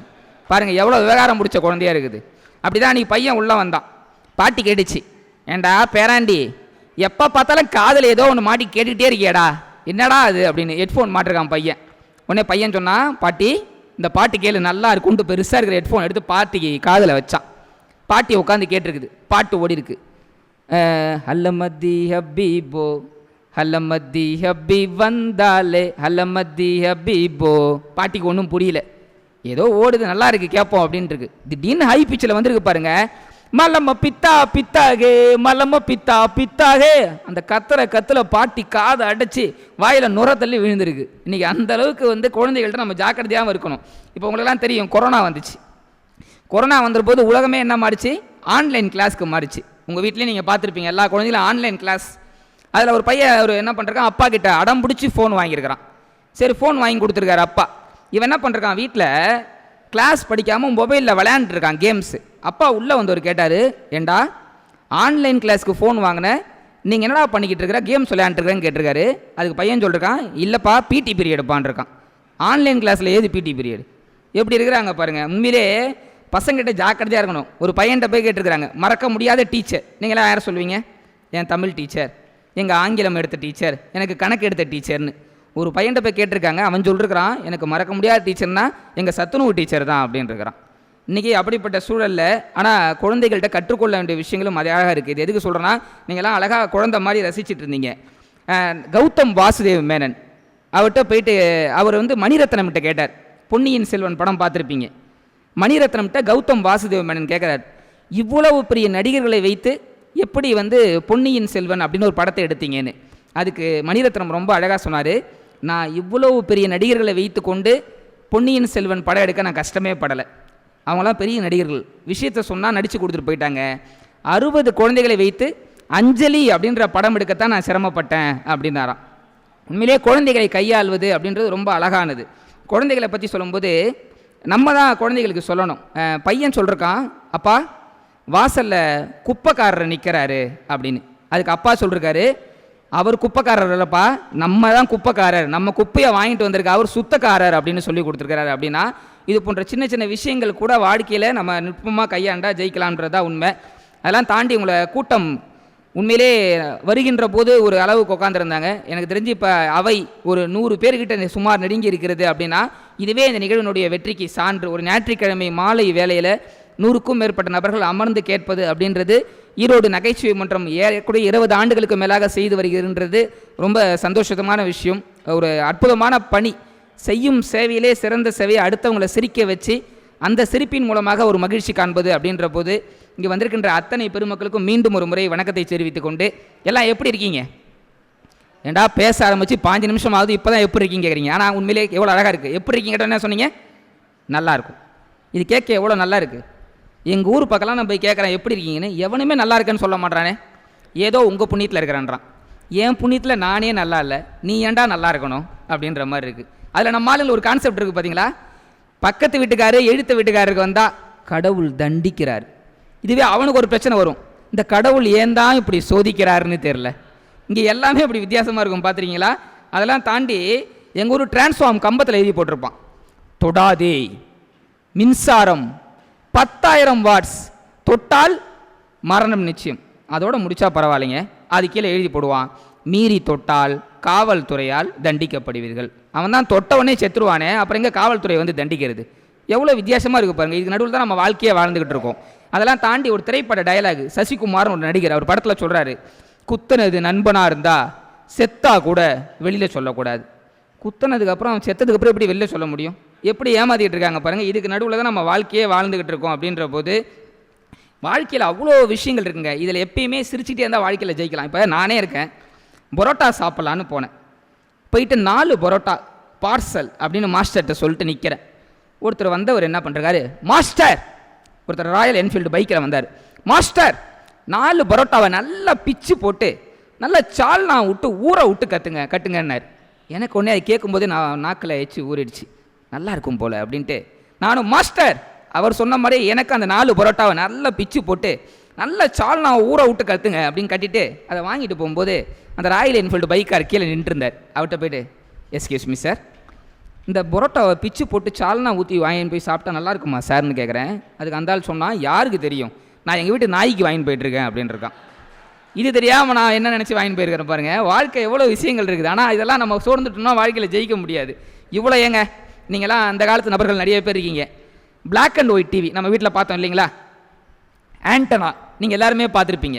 கொடகம்பி மாதிரி மேலே ஒன்று நிற்கும். இப்போல்லாம் என்னங்க டிஷ்ஷுன்றாங்க, என்னென்னமோ சொல்கிறாங்க. அந்த காலத்தில் பிளாக் அண்ட் ஒயிட் டிவி இருந்தபோது எவ்வளோ மகிழ்ச்சியாக இருந்துச்சு வாழ்க்கை. டிவி இல்லாத போது ஒரு மகிழ்ச்சி இருந்துச்சு. பிளாக் அண்ட் ஒயிட் டிவி வந்தபோது அது ஒரு மகிழ்ச்சியை கொடுத்துச்சு. ஒளியும் ஒளியும் பார்த்தோம், அழகான பாடல்கள் வெள்ளிக்கிழமை போடுவாங்க. அப்புறம் கொஞ்சம் மகாபாரதம்லாம் கொஞ்சம் கொஞ்சம் ஆரம்பித்தாங்க, நல்லா இருந்துச்சு. அப்போல்லாம் பார்த்தீங்கன்னா வீட்டில் பிளாக் அண்ட் ஒயிட் டிவி தான். எனக்கு நல்லா ஞாபகம் இருக்குது, சின்ன வயசில் இங்கிலாந்து நைஜீரியா கிரிக்கெட் ஆடுவாங்க, பிளாக் அண்ட் ஒயிட் டிவியில் பார்ப்போம். இங்கிலாந்து பிளேயர்ஸ் எல்லாருமே வெள்ளையாக இருப்பான், நைஜீரியாக்காரங்க எல்லாமே கருப்பாக இருப்பாங்க. பிரைட்னஸை கூட்டி வச்சா இங்கிலாந்து அணி தெரியாது, பிரைட்னஸை குறைச்சி வச்சா நைஜீரியா அணி தெரியாது. ஆண்டனா ஆடிச்சுன்னா 2 அணியுமே தெரியாது. ஆனால் அப்போ பார்க்கும்போது அந்த நிகழ்ச்சி நல்லா இருந்துச்சு, எல்லாமே நல்லா இருந்துச்சு. டிவிலாம் அந்த காலத்தில் ரொம்ப உண்மையிலே அழகாக இருந்துச்சு. ஆனால் இப்போ என்ன ஆகி போயிடுச்சு பாருங்கள். நீங்களே கேட்டிருப்பீங்க, நிறைய பேர் சொல்லியிருக்கலாம், விளம்பரன்ற பேரில் எவ்வளோ அநியாயம் பண்ணுறாங்க. ஒரு நிகழ்ச்சி ஒழுங்காக உட்காந்து பார்க்க முடியுதா? காஜல் அகர்வால் அந்த அம்மா என்ன பண்ணுது, மாக்காப்பா ஆனந்த் ஆம்பளை பாத்ரூமில் குளிச்சுட்டு இருக்காரு. இந்த அம்மா நேராக உள்ளே திறந்து பாத்ரூம் கதை உள்ளே திறந்துட்டு போயிட்டு, உங்கள் டூத் பேஸ்ட்டில் உப்பு இருக்கான்னு கேட்குது. ஏமா ஒரு ஆம்பளை குளிச்சுட்டு இருக்கானே உள்ளே படியே துப்பு இருக்கான்னு நம்ம யாராவது கேட்குறோமா? எவ்வளோ அநியாயம் நடந்துக்கிட்டு இருக்கு விளம்பரங்களில். அதை தாண்டி OLX பழைய பொருள் விற்கிற விளம்பரம். அவன் சொல்கிறான், வித்துடுங்க இந்த தீபாவளிக்கு உங்கள் வீட்டில் இருக்க எல்லாத்தையும் வித்துடுங்க. ஆமாம், எல்லாத்தையும் வித்துட்டு நடுவில் பிச்சை எடுக்கிறதா நாங்கள். எவ்வளோ அநியாயம். அதெல்லாம் தாண்டி தேவயானி ஒரு விளம்பரத்துக்கு வராங்க. என்ன விளம்பரம்? நைட்டி விளம்பரம். அதில் என்ன சொல்கிறாங்க? பொம்மிஸ் நைட்டிஸ். அந்த அம்மா சொல்லுது, என்னை குடும்ப பெண்ணாக உணர வைப்பது பொம்மிஸ் நைட்டிஸ். அப்போ அது போடலன்னா குடும்பம்லே கிடையாதா? அதை பார்த்த எங்கள் வீட்டு பாட்டி கேட்டுச்சு, கடத்தருக்கு போறிய வரும்போது நைட்டி வாங்கிட்டு வந்துச்சு. நான் கேட்டேன், சாகர வயசில் உனக்கு எது கேள்வி நைட்டின்னு? தேவயானிலாம் போடுது, நான் போடக்கூடாதான்ச்சு. அது தேவயானி, உனக்கு தேவையானி அப்படின்னு ஒரு ரைமிங்கை போட்டு, இருந்தாலும் மனசு கேட்கல, பாட்டியாச்சு அப்படின்ட்டு வெளியில் போயிட்டு வரும்போது ஒரு சிவப்பு கலர் நைட்டி வாங்கிட்டு வந்து கொடுத்துட்டு வெளியில் போயிட்டு ஒரு 1 மணி நேரம் கழித்து வரேன். எங்கள் வீட்டு வாசலில் சிலிண்டர் வண்டி நிற்கிது. சிலிண்டர் வண்டியில் எங்கள் வீட்டு பாட்டி இப்படி குத்த வச்சு உட்கார வச்சுருக்கிறாங்க. எனக்கு ஒன்றும் புரியல. இறக்கி விட்டு வாயில் ஏதோ மூடிலாம் இருந்துச்சு, எடுத்து விட்டு, ஏ கிழவி என்ன சிலிண்டர் வண்டியில் வந்து உட்காந்துருக்கிறேன்னு கேட்டேன். இல்லை நீ சிவப்பு கலர் நைட்டி வாங்கி கொடுத்தல? ஆமாம், அதை போட்டு நான் சமையல் கட்டில் உட்காந்துருந்தேன், சிலிண்டர் தூக்குறவன் வந்தான், அவன் சிலிண்டர் நினச்சி என்ன தூக்கிட்டான் அப்படின்ச்சு. அவன் தான் தூக்கணா இல்லை, கத்த வேண்டியது என்ன, கத்தலான் தான் வாயை திறந்தான், வெள்ளை கடலில் மூடி எடுத்து வாயில் சொருவி விட்டான் அப்படின்ச்சு. இன்றைக்கி விளம்பரங்கள் பண்ணக்கூடிய பாடு பார்த்தீங்களா? அதெல்லாம் தாண்டி அப்பாஸ்னு ஒரு நடிகர், காதலர் தினம், பெரிய பெரிய சாக்லேட் ஹீரோ, ரொமான்டிக் ஹீரோவாக இருந்தார். இன்றைக்கி அவர் என்ன விளம்பரத்துக்கு வராரு பார்த்தீங்களா? ஹார்பிக் விளம்பரத்துக்கு வரார். உங்கள் வீட்டு பாத்ரூம் சுத்தமாக இருக்கா? நான் கரெக்டாக இட்லி எடுத்து வாயில் போயிட்டுருக்கேன், அந்த நாடகத்தை விளம்பரத்தில் பார்க்குறேன், அந்த அம்மா சுத்தமாக தான் இருக்குன்னு இப்படி எடுத்து காட்டுது. ஏதாவது ஒரு நிம்மதியாக பார்க்க முடியுதா? அப்படி தான் வீட்டுக்குள்ளே புருஷன் வந்தான். இப்படியே நீ நாடகம் பார்த்துக்கிட்டு இருந்த, நான் தூக்கில் தொங்குவேன்றான். இந்த அம்மா சொல்லுது, தொங்குறதான் தொங்குற, கொஞ்சம் ஓரமாக தொங்கு, டிவி மறைக்குது அப்படின்னு இருக்குது. வாழ்க்கை எவ்வளோ வெறுப்பை கொடுத்துருக்கு. நான் ஒன்றுங்க எங்கள் அம்மா அப்பா கூட எங்கள் அம்மா கூட உட்காந்து பார்த்த ஒரே நாடகம் நாதஸ்வரம் நாடகம். எத்தனை பேர் பார்த்துருப்பீங்க? நாதஸ்வரம்னு முன்னாடி வந்துச்சு, ஐயாலாம் பார்த்துருக்கிறாரு நாதஸ்வரம். அதில் யாரா ஹீரோன்னு பார்த்தா கோபின்னு ஒரு கேரக்டரை காட்டினாங்க. இந்த கோபி யாரான்னு பார்த்தா நாடகம் ஆரம்பிக்கும் போது டெய்லர்னு காட்டினாங்க. 4 வருஷம் மேலே அந்த நாடகம் ஓடிச்சு. எங்கள் அம்மா எப்போ அவர் வந்தாலும் இதோ டெய்லர் வந்துட்டார் அப்படின்வாங்க. நானும் 4 வருஷமாக பார்த்தேங்க. அந்தாலும் ஒரு அன்றாயிரம் கூட தைச்சது கிடையாது. ஆனால் அவர் தான் அதில் டெய்லர். இப்படி தான் நம்மளை ஏமாற்றி வைத்திருக்கிறார்கள் அப்படின்றதா உண்மை. சரி, இதுதான் இப்படி இருக்கே. இன்றைக்கு நடன நிகழ்ச்சிகள்ன்ற பேரை கலாச்சார சீர்கேடு என்ன பண்ணிகிட்டு இருக்காங்க பார்த்தீங்களா? இப்போ மாநாட மயிலாடன்னு ஒரு நிகழ்ச்சி நடந்துச்சு, பார்த்துருப்பீங்க. அதில் வர மேம்லாம் பார்த்தீங்களா? ரம்பா மேம், கலா மேம், நமிதா மேம். அதில் அந்த நமிதா மேடம் தான் ஹைலைட்டு. இந்த மச்சான் நல்லா ஆடுது, கெமிஸ்ட்ரி சரியில்லை, பிசிக்ஸ் சொல்லிக் கொடு. இந்த மச்சான் நல்லா ஆடுது, டெம்போ குறையுது. டெம்போ குறையுதுனா லாரியில் ஏற்றி விடு. எவ்வளோ விஷயங்கள் உண்மையிலேங்க.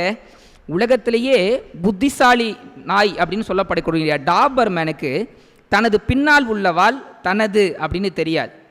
உலகத்திலேயே புத்திசாலி பறவையான காக்கைக்கு தனது கூட்டில் உள்ள முட்டை தனது முட்டையா குயிலின் முட்டையா அப்படின்றது தெரியாது. உலகத்திலேயே புத்திசாலி பலசாலியான விலங்கான யானைக்கு தன்னுடைய பலம் மட்டும் தெரிஞ்சிருந்தால் இத்தினோண்டு சங்கிலிக்கு கட்டுப்பட்டு அது இருந்திருக்காது. இது போல தான் இந்திய வாடிக்கையாளராகிய நம்மளுடைய பவர் தெரியாமல் விளம்பரங்களுக்கு அடிக்ட் ஆகி இன்றைக்கி ஒவ்வொரு பொருளையும் வாங்கி குவிச்சிக்கிட்டு இருக்கோம். அதனுடைய விளைவு என்னாச்சு? கொரோனா வந்தபோது நீங்கள் பார்த்துருப்பீங்க, கொரோனாவுக்கு மருந்தே கண்டுபிடிக்கல. ஆனால் பெயிண்ட் அடிக்கிற ப்ரஷ்லேருந்து பல்லு விளக்குற ப்ரஷ் வரைக்கும் கொரோனாவை கொள்ளும் ஆற்றல் உடையதுன்னு நம்மக்கிட்ட ஏமாற்றி விற்றான் பார்த்தீங்களா? அதுவும் இந்த கொரோனா வந்தபோது பார்த்துங்க, மாஸ்க்கு போட்டு போட்டு காது அவதார படத்தில் ஒரு வேற்று கிரகவாசி மாதிரி ஆச்சா இல்லையா? எங்கள் தெருவில் ஒருத்தர் 2.5 மாதமாக ஒரே மாஸ்க்கு போட்டிருந்தான். நான் கேட்டேன், 2.5 மாதமாக ஒரே மாஸ்க்கு போட்டிருக்கேடா, எப்படா நல்லா இருக்கும், ஒரு ஸ்மெல் அடிக்காதாடா, ஒரு 5 ரூபா மாஸ்க்கு தானடா, நான் கூட வாங்கி கொடுக்கண்டா, மாற்றிக்கூடான்னு. இதான் எனக்கு ஒரு ஆசை அப்படின்னா.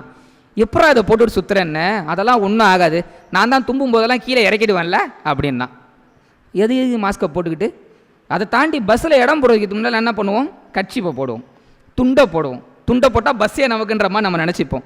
கொரோனா வந்த போதுங்க ஒருத்தன் மாஸ்க்கை போட்டாங்க, ₹1 கிட்ட வரல, அழகாக போய் நிம்மதியாக உட்காந்துட்டு வந்தான்.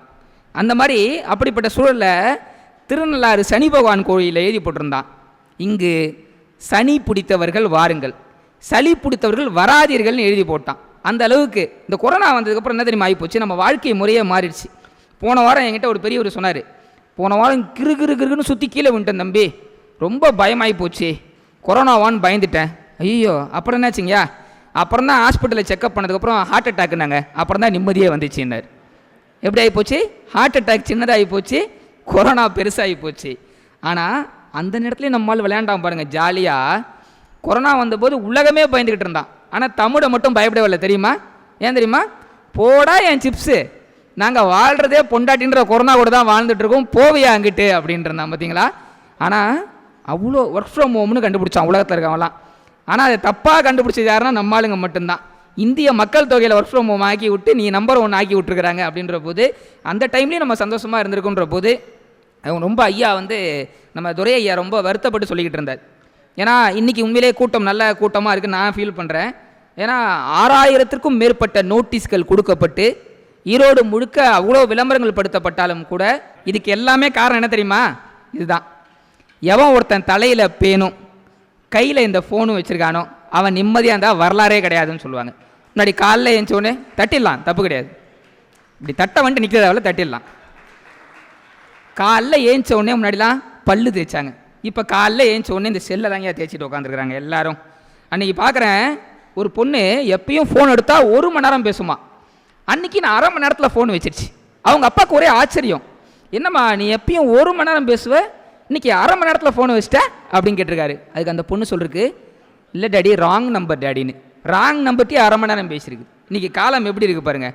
அன்றைக்கி ஐயா சொன்ன மாதிரி முகநூல் பார்த்துக்கிட்டு இருக்கிறேன், அதில் சொல்கிறான் 80 வயதில் இந்த பெரியவர் செய்யும் காரியத்தை பாருங்கள். நான் உடனே தொட்டு ஐயோ என்ன பண்ணிட்டான்னு தெரியல, பெருசு ஏதோ பண்ணி மாட்டிச்சு போலன்னு ஓப்பன் பண்ணி பார்க்குறேன், யோகா பண்ணிக்கிட்டு இருக்கார். அதை எப்படி போடுறான் பாருங்கள். அப்படி தான் விஜய் செய்த காரியம் தெரியுமா, ஒன்றும் இல்லை கள்ளக்குறிச்சிக்கு போயிட்டு வந்திருக்கிறார். இந்த மாதிரி சின்ன சின்ன விஷயத்தெல்லாம் கூட இன்றைக்கி போதாகரப்படுத்தி அன்றைக்கி அப்படி தான் பார்க்குறேன். ஒருத்தன் ஃபோன் எடுத்துக்கிட்டு போயிருக்கிறான், ஆக்சிடெண்ட், கீழே விழுந்தோடனே ஃபோன் எடுத்து ஸ்க்ரீன் ஆச்சா எதா ஆச்சா எல்லாம் பார்த்துட்டு அப்பா ஃபோன் நல்லா இருக்குன்னு பேக்கெட்டில் வச்சுட்டு கீழே பாட்டிருக்கான், ஒருத்த காலை காணும். எப்படி போயிட்டுருக்கு பாருங்கள். இன்றைக்கி எல்லாமே இந்த மொபைல் செய்த காரியங்கள் தான். அதெல்லாம் தாண்டி இப்போ யூடியூப்பில் இந்த நிகழ்ச்சி வரும். சில பேர் வீட்டிலேருந்து பார்ப்பாங்க, அது கூட பரவாயில்லைங்க, இன்றைக்கி யூடியூப்பில் நல்ல விஷயங்கள் பார்த்தா பரவாயில்ல. இன்றைக்கி தமிழை எல்லாத்தையுமே யூடியூப்பில் பார்க்க ஆரம்பிச்சிட்டான். போடுறதுக்கு கூட யூடியூப் பார்த்து தான் கற்றுக்குறான். யூடியூப்பில் சொல்கிறாங்க போடுறதுக்கு create and small circle, put and horizontal line and put and vertical line, this is called ஆனான்றான். உன்னை வாரி வெயிலில் போட ஒரு போடுறதுக்கு எதுக்கு இவ்வளோ சிக்கல்? இன்றைக்கி எல்லாமே ஆன்லைன் தான். இப்போ அதில் பெரிய கொடுமை என்ன தெரியுமா, எல்லாமே டூர் போட ஆரம்பிச்சிட்டாங்க பார்த்தீங்களா, ஹோம் டூர், பாத்ரூம் டூர், அந்த அளவுக்கு வந்துட்டாங்க, வீட்டை சுற்றி காட்டுறேன் அப்படின்ட்டு. அதில் ஒரு அம்மா என்ன பண்ணுறதுக்கு, ஃப்ரெண்ட்ஸ் இந்த வாரம் ஃபுல்லாக என் வீட்டை சுற்றி காட்ட போகிறேன் அப்படின்ட்டு யூடியூப் எடுத்து எல்லாத்தையும் சுற்றி காட்டுருச்சு. முதல்ல வீட்டை ஃபுல்லாக சுற்றி காட்டுருச்சு, எது எங்கெங்கே இருக்குது எல்லாத்தையும் காட்டியாச்சு. அடுத்த வாரம் ஃபுல்லாக ஃப்ரெண்ட்ஸ் போன வாரம் ஃபுல்லாக வீட்டை சுற்றி காட்டினேன், இந்த வாரம் ஃபுல்லாக நான் என்னென்னலாம் ட்ரெஸ் வாங்கினேன்னு காட்டுறேன்னு காஷ்மீரில் வாங்கினது, அங்கே வாங்கினது, இங்கே வாங்கினது எல்லாம் காட்டிடுச்சு. ஃப்ரெண்ட்ஸ் 2 வாரம் பார்த்துருக்கோம். 3வது வாரம் ஜுவல் டூர். எங்கள் வீட்டில் என்னென்ன நகைகள்லாம் வச்சுருக்குறோம் பாருங்கள். இது வந்து பர்மாவில் வாங்கின தேக்கு பீரோ. இது பாஸ்வேர்ட் போட்டால் தான் ஓப்பன் ஆகும் அப்படின்னு என்ன பாஸ்வேர்ட் முதல் கொண்டு எல்லாத்தையும் காட்டிடுச்சு. எல்லாத்தையும் காட்டி என்ன நகை இருக்குது எல்லாம் காட்டிட்டு ஃப்ரெண்ட்ஸ் 3 வாரமாக வீட்டுக்குள்ளேயே டூர் போகிறேன், உங்களுக்கு போர் அடிக்கும். இந்த வாரம் ஃபுல்லாக நான் ஏற்காடு போயிட்டு டூர் போகிறேன்னு இந்த அம்மா ஏற்காடு போய் டூரை போட்டுச்சு. திருடம் பார்த்தான், இந்த அம்மா வீட்டில் டூரை போட்டான். தான் நடந்துக்கிட்டு. அதெல்லாம் தாண்டி இன்றைக்கி எல்லாம் கேம்ஸ் எல்லாம் நேர்லேயே விளையாடுறது இல்லையே, எல்லாம் இந்த ஃபோன்லேயே விளையாடுறாங்க சின்ன குட்டி பசங்க எல்லா பசங்களும். அதில் சொல்கிறான் பாருங்கள், வெட்டு குத்து, வெட்டினாதான் பாயிண்ட், குத்துனாதான் பாயிண்ட். அதில் சொல்கிறான் பாருங்கள், வின்னர் வின்னர் சிக்கன் டின்னர். அதை திங்க தான் முடியுமா, மோந்து பார்க்க முடியுமா? ஆனால் அந்த காலத்தில் எவ்வளோ விளையாட்டுகள் இருந்துச்சு. இப்போ நீங்கள் எல்லாம் 60 வயசு தாண்டினவங்க நிறைய பேர் இருக்கீங்க. ஆனால் உங்களையும் குழந்தைகளாக மாற்றக்கூடிய விளையாட்டு இப்போ நான் சொல்லுவேன். உண்மையிலே உங்களுக்கு தெரியும். டிக் டிக், யார் அது, திருடன், என்ன வேணும், நகை வேணும், என்ன நகை, கலர் நகை, என்ன கலர், பச்சை கலர், என்ன பச்சை, மா பச்சை, என்ன மா, டீச்சர் அம்மா, என்ன டீச்சர், கணக்கு டீச்சர், என்ன கணக்கு, வீட்டு கணக்கு, என்ன வீடு, மாடி வீடு, என்ன மாடி, மொட்டை மாடி, என்ன மொட்டை, பழனி மொட்டை, என்ன பழனி, வடை பழனி, என்ன வடை, ஆமை வடை, என்ன ஆமை, குளத்து ஆமை, என்ன குளம், திரி குளம், என்ன திரி, விளக்கு திரி, என்ன விளக்கு, குத்து விளக்கு, என்ன குத்து, கும்மாங்குத்து. எவ்வளோ அழகா இருக்கு. இது எப்படி இருக்கு, வெட்டு குத்து, வெட்டினாதான் பாயிண்ட்டு, குத்துனாதான் பாயிண்ட்டு. இது எப்படி இருக்கு, எங்கே இருக்கும் பாருங்க. உண்மையிலே கேட்கும் போது நீங்கள் வயசான பெரியவங்க எல்லாருமே என்னுடைய வயசில் மூத்தவங்க, ஆனால் எவ்வளோ அழகாக ரசித்து கேட்குறீங்க. இந்த விளையாட்டுகள்லாம் இன்றைக்கி எங்கே போயிடுச்சு? அப்போ கூடி பேசி சிரித்து விளையாடக்கூடிய காலங்கள் இன்றைக்கி இல்லை. இது போன்ற அபத்தமான கேம்ஸ் விளையாண்டுக்கிட்டு இருக்க காலமாக இன்றைக்கி இருந்துக்கிட்டு இருக்கும்போது எல்லா பெற்றவர்களுக்கும் நம்ம ஒன்று சொல்ல கடமைப்பட்டிருக்கிறோம். குழந்தை மண்ணில் விளையாடினால் ஆடை மட்டும்தான் அழுக்காகும், அதே குழந்தை மொபைலில் விளையாடிச்சுன்னா அது வாழ்க்கையே அழுக்காகும் அப்படின்ற உண்மையை நம்ம எடுத்துக்கிட்டாலே போதுங்க. இன்றைக்கி எல்லாமே பார்த்திங்கன்னா ஆன்லைனில் விற்கிறாங்க. நம்ம ஊர் அண்ணாச்சிகள் பெட்டி கடை வச்சுருக்கிறாங்க, நம்ம ஊரில் எல்லா கடைகளும் இருக்குது. ஆனால் யாராவது வாங்குறாங்களா? எல்லாத்தையும் ஆன்லைனில் போட்டு வாங்குறான். பார்த்தீங்களா, அதில் பெரிய கொடுமைங்க. மாட்டு கோமியத்தை ஹோலி வாட்டர்னு போட்டு வைக்கிறான். 500 ரூபானா அதையும் வாங்குறதுக்கு ஆள் இருக்குது. அதை விட லக்கி மேன் படத்தில் செந்தில் கவுண்டமணியை பார்த்து கேட்பார், மாடு எப்படி செவுத்தில் வட்ட வட்டமாக சாணி போட்டிருக்கிறதுன்னு. அதுக்கு பேர் மாட்டு வரட்டி. அந்த மாட்டு வரட்டியை கவுடங் கேக் அப்படின்னு போட்டு நீங்கள் ஆன்லைனில் விற்றுக்கிட்டு இருக்கான். 4 பீஸ் 1000 ரூபா. அது எங்கள் ஊரில் போனால் இலவசமாக காலைல எடுத்துகிட்டு வரலாம், தட்டி எடுத்துகிட்டு வரலாம் காய வச்சு. ஆனால் எப்படி போயிட்டுருக்கு இந்த கால மாற்றங்கள்ன்ற போது ஆரம்பத்திலே நம்ம அட்வொகேட் சார் கேட்டார், தம்பிக்கு கல்யாணம் ஆயிடுச்சா அப்படின்னு. இப்படிப்பட்ட சூழலில் இதெல்லாம் பார்க்கும்போது பண்ணுறதுக்கே பயமாக இருக்குது. ஏன்னா தான் பொண்டாட்டியை யாராவது பார்த்தாலே முறைச்சி பார்த்த 80களில் பிறந்தவங்க எங்கே, தான் பொண்டாட்டி கூடயே டிக்டாக்ல ரீல்ஸ் போட்டு ஆடிக்கிட்டு இருக்க 2000க்கு மேலே பிறந்தவங்க எங்கே, பொண்டாட்டியே இல்லாமல் வாழ்கிற எங்களை போல் 90s கிட்ஸ் எங்கன்னு சொல்லுவாங்க. ஜாதகம் வாங்குறாங்க, பார்க்குறாங்க, செட் ஆகலைன்றாங்க, ரிப்பீட்டு. ஜாதகம் வாங்குறாங்க, பார்க்குறாங்க, செட் ஆகலைன்றாங்க, ரிப்பீட்டு. சரி, ஈரோடு நகைச்சுவை மன்றம் வருமே, இப்போயாவது ஒரு நல்ல காலம் நடக்குதான்னு பார்ப்போன்னு 1 ரூபா காயின் எடுத்தேன். பூ விழுந்தால் இந்த வருஷம் கல்யாணம் ஆகும், தலை விழுந்தால் இந்த வருஷம் ஆகாது, அடுத்த வருஷம் ஆகும்ட்டு 1 ரூபா காயினை சுண்டி விட்டு மேலே பார்த்துக்கிட்டே வரேன், பூ விழுதான்னு. காயின் கீழே விழுந்து குடுகுடுன்னு ஓடி போய் சாக்கடைக்குள்ளே விழுந்துருச்சு. இப்போ என்ன கதை அப்படின்னே தெரில. வெறுத்து போயிட்டு எனக்கு தெரிஞ்ச பொண்ணுக்கு மெசேஜை போட்டேன். சரி அப்படியே எதாவது பண்ணுவோம் அப்படின்ட்டு. செல்லக்குட்டி இப்போ என்ன பண்ணுது? அதுக்கு அங்கேருந்து செல்லக்குட்டி இப்போ சாப்பிட்டுட்டு படுத்துருக்குது. உடனே நான், செல்லக்குட்டி இப்போ என்ன ட்ரெஸ்ஸு போட்டிருக்கு, எவ்வளோ கொசும் பாருங்கள். அதுக்கு அங்கேருந்து செல்லக்குட்டி இப்போ லுங்கி கட்டியிருக்கு. நான், செல்லக்குட்டி பொய் சொல்லுது, செல்லக்குட்டி லுங்கிலாம் கட்டாது. அதுக்கு அங்கேருந்து மெசேஜ் பண்ணுறது செல்லக்குட்டியோட அப்பா ஃபோனை சுவிட்ச் ஆஃப் பண்ண தான் இப்போ வரைக்கும் நான் ஆன் பண்ணல, சும்மா தான் வச்சுருக்கிறேன். இன்றைக்கி இப்படி தான் போயிட்டுருக்குது. வெறுத்து போயிட்டு கூகுளில் டைப் பண்ணி கேட்டேன், எனக்காக பிறந்தவ எங்கே இருக்கிறா? அது சொல்லிச்சு, அவள் புருஷன் கூட சந்தோஷமாக இருக்கிறா அப்படின்னு. வீட்டுக்கு போகிறேன், எங்கள் அம்மா பேசிக்கிட்டு இருந்தாங்க. எங்கள் அம்மாவும் அப்பாவும் நல்ல இடமா பார்த்து கட்டி வைக்கணும் அப்படின்ட்டு. நான் உடனே நம்ம கல்யாணத்தை பற்றி தான் பேசுகிறாங்க போலன்னு நினச்சிக்கிட்டு வெக்கப்பட்டுக்கிட்டே போயிட்டு, அம்மா ஏண்டா? இல்லை, ஏதோ நல்ல இடமா பார்த்து கட்டி வைக்கணும்னு சொன்னீங்களே, என்ன அதுன்னு கேட்குறேன். அது ஒன்றும் இல்லைடா, வெயில் காலமாக இருக்குது, ஆடு மாடெல்லாம் நல்ல இடமா பார்த்து கட்டி வைக்கணும்னு பேசுகிறோம் அப்படின்னாங்க. நான் கோச்சிக்கிட்டு, என்னம்மா அப்படி பண்ணுறீங்க, 29 வயசாகுது, கல்யாணம் பண்ணலாம், என்னம்மா எனக்கு அப்படின்னு கோச்சிட்டு வந்துட்டு 2 நாள் ஃபோன் எடுக்கலை. எங்கள் அம்மா 4 முறை பண்ணாங்க, எடுக்கலை. வீட்டுக்கு போனோடனே எங்கள் அம்மா கேட்டாங்க, ஏன்டா ஃபோன் பண்ணமே எடுத்தியான்னு கேட்டாங்க. ஏன் எடுத்தால் மட்டும் என்ன பண்ணி கிழிக்க போகிறீங்க என்ன? இல்லைடா, நீ சொன்னியேன்னு சொல்லி தரகர் மூலயமா ஒரு பொண்ணை பிடிச்சிட்டோம், பொண்ணு வீட்டில் உன் ஃபோட்டோ கேட்டாங்க, அந்த ஃபோட்டோக்காக தான் உனக்கு கால் பண்ணோம், நீ ஃபோன் எடுக்கலை அப்படின்னு உடனே வேறு ஒரு ஃபோட்டோ எடுத்து அமுச்சு வச்சிட்டோம் அப்படின்னாங்க. நான் கேட்டேன், வேறு எந்த ஃபோட்டோ அமிச்சிங்க அப்படின்னு. உன் ஆதார் கார்டில் இருக்க ஃபோட்டோ எடுத்து அமுச்சு வச்சிட்டோம் அப்படின்னாங்க. ஆதார் கார்டில் இருக்க ஃபோட்டோ எடுத்து பார்த்து எனக்கு கல்யாணம் ஆகுமா யோசிச்சு பாருங்க. இன்றைக்கி அவ்வளோ சிக்கல்கள் இருக்குது. இன்றைக்கி உண்மையிலே அதுலேயும் ஒரு கொடுமை பார்த்தீங்களா, ஒரு பையன் 35 வயசு 40 வயசு கடந்துச்சுன்னா அந்த சமூகம் என்ன சொல்லுது, வயசான மாப்பிள்ளை. அதே பையன் 35-40 வயசில் பொட்டுன்னு போயிட்டா, இவ்வளோ சின்ன வயசுலேயே போயிட்டாரு அப்படின்ட்டு. இது என்ன முரண் அப்படின்னே தெரில. வாழ்க்கை இப்படி போல் 1000 முரண் இருக்கும். நான் கல்யாணம் மாடல ஒரு விஷயம் சொன்னேன், இங்கேயும் சொல்கிறேன். எனக்கு பேங்க்லேருந்து மேனேஜர் கால் பண்ணார். நான் கேட்குறேன், நியாயமாக நீங்களே சொல்லுங்கள். மேனேஜர் கால் பண்ண மேனேஜர் என்ன பண்ணார், சார் வணக்கம் சார், நாங்கள் ஏடிஎம்லேருந்து பேங்க்லேருந்து மேனேஜர் பேசுகிறோன்னு பேசிட்டு, உங்களுக்கு வந்து மாதம் 6000 எங்கள் பேங்க்கில் கட்டினீங்க அப்படின்னா நீங்கள் 60 வயசாகும்போது 1 கோடி ரூபாய் கொடுப்போம் அப்படின்னார். நான் கேட்டேன், எனக்கு ஒரு சின்ன டவுட் சார், அப்படி வேணாம் சார், நீங்கள் 1 கோடி ரூபாய் இப்போ கொடுத்துருங்க, 60 வயசு வரைக்கும் நான் மாதம் 6000 கட்டுறேன் அப்படின்னு. நான் ஏதாவது தப்பாக கேட்டேன்னா, கேட்ட உடனே ஃபோனை கட் பண்ணிட்டார்.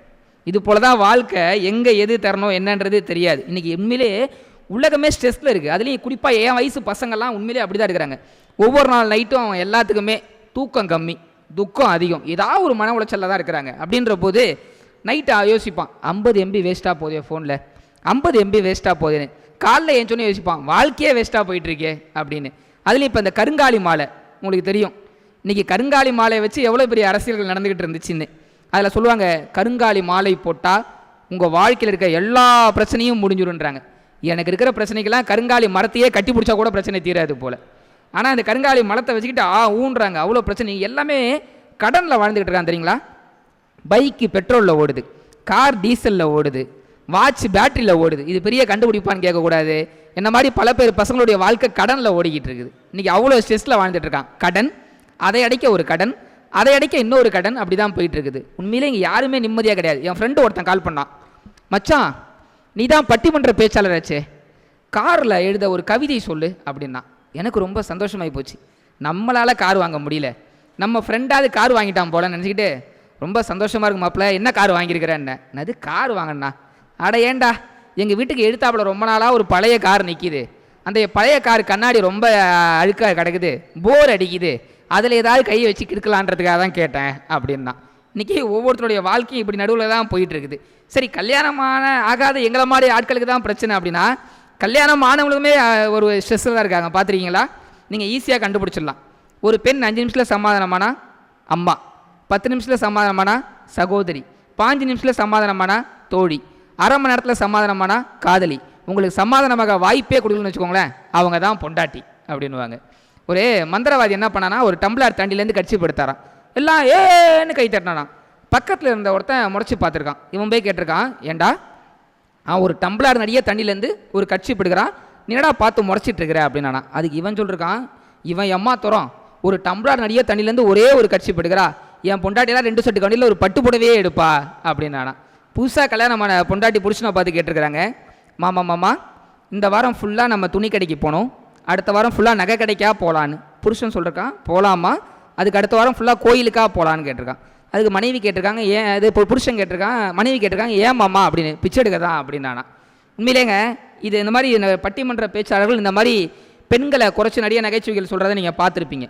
உண்மையிலே பெண்கள்லாம் நம்ம தாங்க அவங்கள அனுசரித்து போக கற்றுக்கிட்டோம்னா உண்மையிலே ஒவ்வொரு ஆணுமே கொடுத்து வைத்தவர்கள் தான். உங்களுக்கெல்லாம் பாரதியாரும் பாரதிதாசனும் தெரியும். ஒரு நாள் பாரதியாரும் பாரதிதாசனும் வீட்டில் உட்காந்து கவிதை சம்மந்தமாக ஒரு ஆய்வு பண்ணிக்கிட்டு இருக்கிறாங்க. அப்போ பாரதியாருக்கு பசிக்குது, பால் காய்ச்சி குடிக்கலாமா அப்படின்னு கேட்டிருக்கிறார். அப்போ 2 பேரும் பாரதியாரும் பாரதிதாசனும் பால் காய்ச்சலான்னு காய்ச்சுறாங்க. ஏன்னா செல்லம்மா வந்து எங்கேயோ வெளியில் போயிட்டாங்க. அப்படி அடுப்பை பற்ற வைக்கலான்னு ட்ரை பண்ணுறாங்க. அரை மணி நேரத்துக்கு மேலே ஆயிருக்கு.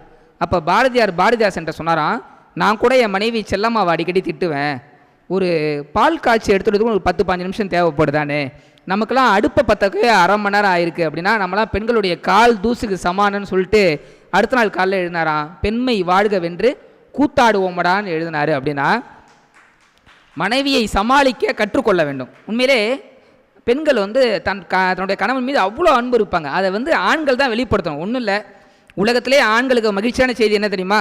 பொண்டாட்டி ஊருக்கு போயிட்டான்றத மகிழ்ச்சியான செய்தி உலகத்தில் வேறு எதுவுமே கிடையாது. ஆனால் ஜனகராஜ் மாதிரி ஒருத்தர் அப்படி தான் பொண்டாட்டி ஊருக்கு போனோடனே என் பொண்டாட்டி ஊருக்கு போயிட்டான்னு அவ்வளோ சந்தோஷமாக குதிச்சுட்டு ஓடி வந்துருக்கிறார். ஓடி வந்துட்டு அவ்வளோ மகிழ்ச்சியாக இருந்திருக்காரு. ஆனால் பொதுவாக ஒரு விஷயம் இருக்குது, போன பொண்டாட்டி நிம்மதியாக விட்டதா வரலாறே கிடையாது. என்ன பண்ணுறான், புருஷன் வெறுத்து போய் ரூமுக்குள்ளே இருந்திருக்கிறான். பொண்டாட்டியை தான் ஒன்றும் பண்ண முடியல. பொண்டாட்டி ஃபோட்டோவை செவுத்தில் மாட்டி வச்சு ஒரு பொம்மை துப்பாக்கி எடுத்து சும்மா சுட்டுக்கிட்டு இருந்திருக்கான்.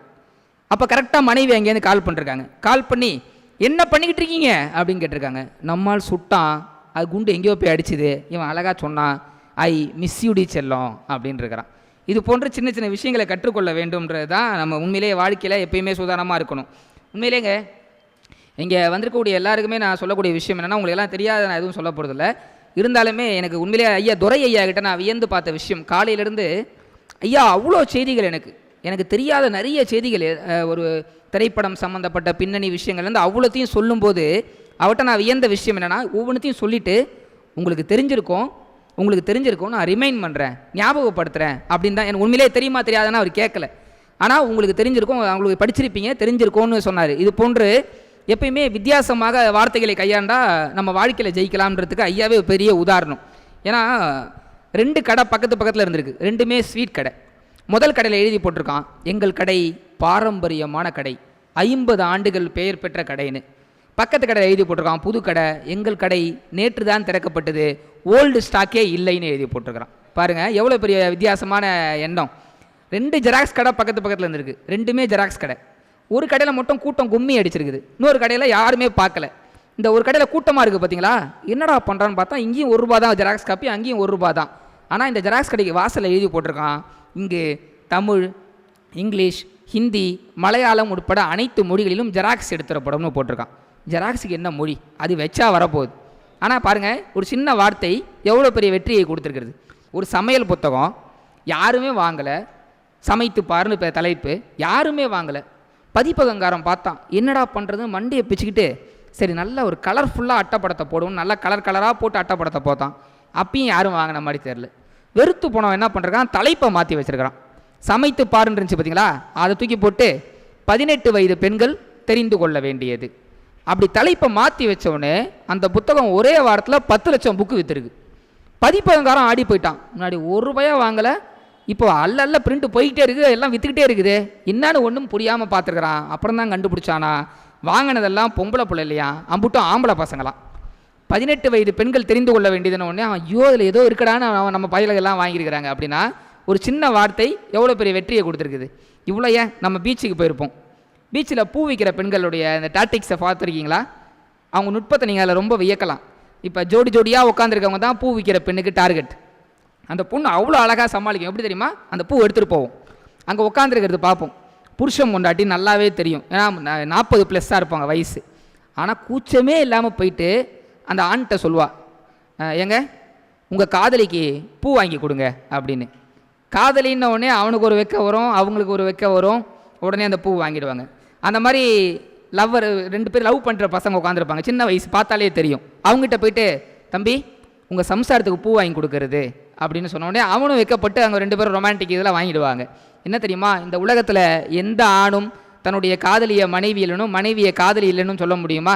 இந்த சின்ன நுட்பத்தை அந்த பெண் கையாண்டிருக்கிறாள், வாழ்க்கையில் ஜெயித்திருக்கிறாள். அப்படின்ற போது ஒரு MBA படித்து தெரிந்து கொள்ள வேண்டிய மேனேஜ்மெண்ட் கான்செப்டை நம்ம பூ விற்கிற பெண்கள்கிட்ட கூட கற்றுக்கொள்ளலாம்னு சொன்னால் வாழ்க்கையில் இது போன்ற விஷயங்கள் இருக்குது. ஆனால் வித்தியாசமாக பண்ணுறன்ற முறையில் இன்றைக்கி சொன்ன மாதிரி இது போன்ற நல்ல நிகழ்ச்சிகளுக்கு கூட்டம் வருகை குறைவாக இருப்பதும், இன்றைக்கி எல்லாமே ஏமாற்றுதல் தான் பெரிய அறிவுன்னு ஆகி போச்சு. பார்த்தீங்களா, இன்றைக்கி கள்ளச்சாராயம் கள்ளக்குடிச்சில் என்ன நடந்துட்டுருக்குன்னு நம்ம பார்த்துக்கிட்டு இருக்கிறோம். அதை வச்சு ஒரு சமூகம் சார்ந்த ஒரு அக்கறை இல்லாமல் மீம்ஸ் போட்டு பண்ணிக்கிட்டு இருக்கிறாங்க. பொண்டாட்டி புருஷனை சொல்கிறாலாம், இங்கே தினம் 200 கோட்டு வாங்கி குடிக்கிறதுக்கு கள்ளக்குடிச்சி பக்கம் போயிட்டு வரலாம்ல, போயிட்டு வந்தால் 10 லட்சம் வீட்டுக்கு கிடைக்கும்லன்னு சொல்லி எதை நகைச்சுவை ஆக்கக்கூடாதோ அதை நகைச்சுவை ஆக்கிட்டு இருக்காங்க. ஏன்னா இது எவ்வளோ மீம்ஸ் அதை வச்சு எல்லாம் வந்துக்கிட்டு இருக்குன்றதை பார்க்குறீங்க. ஆனால் இன்றைய காலகட்டம் ரொம்ப ஆபத்தாக இருந்துக்கிட்டு இருக்குது.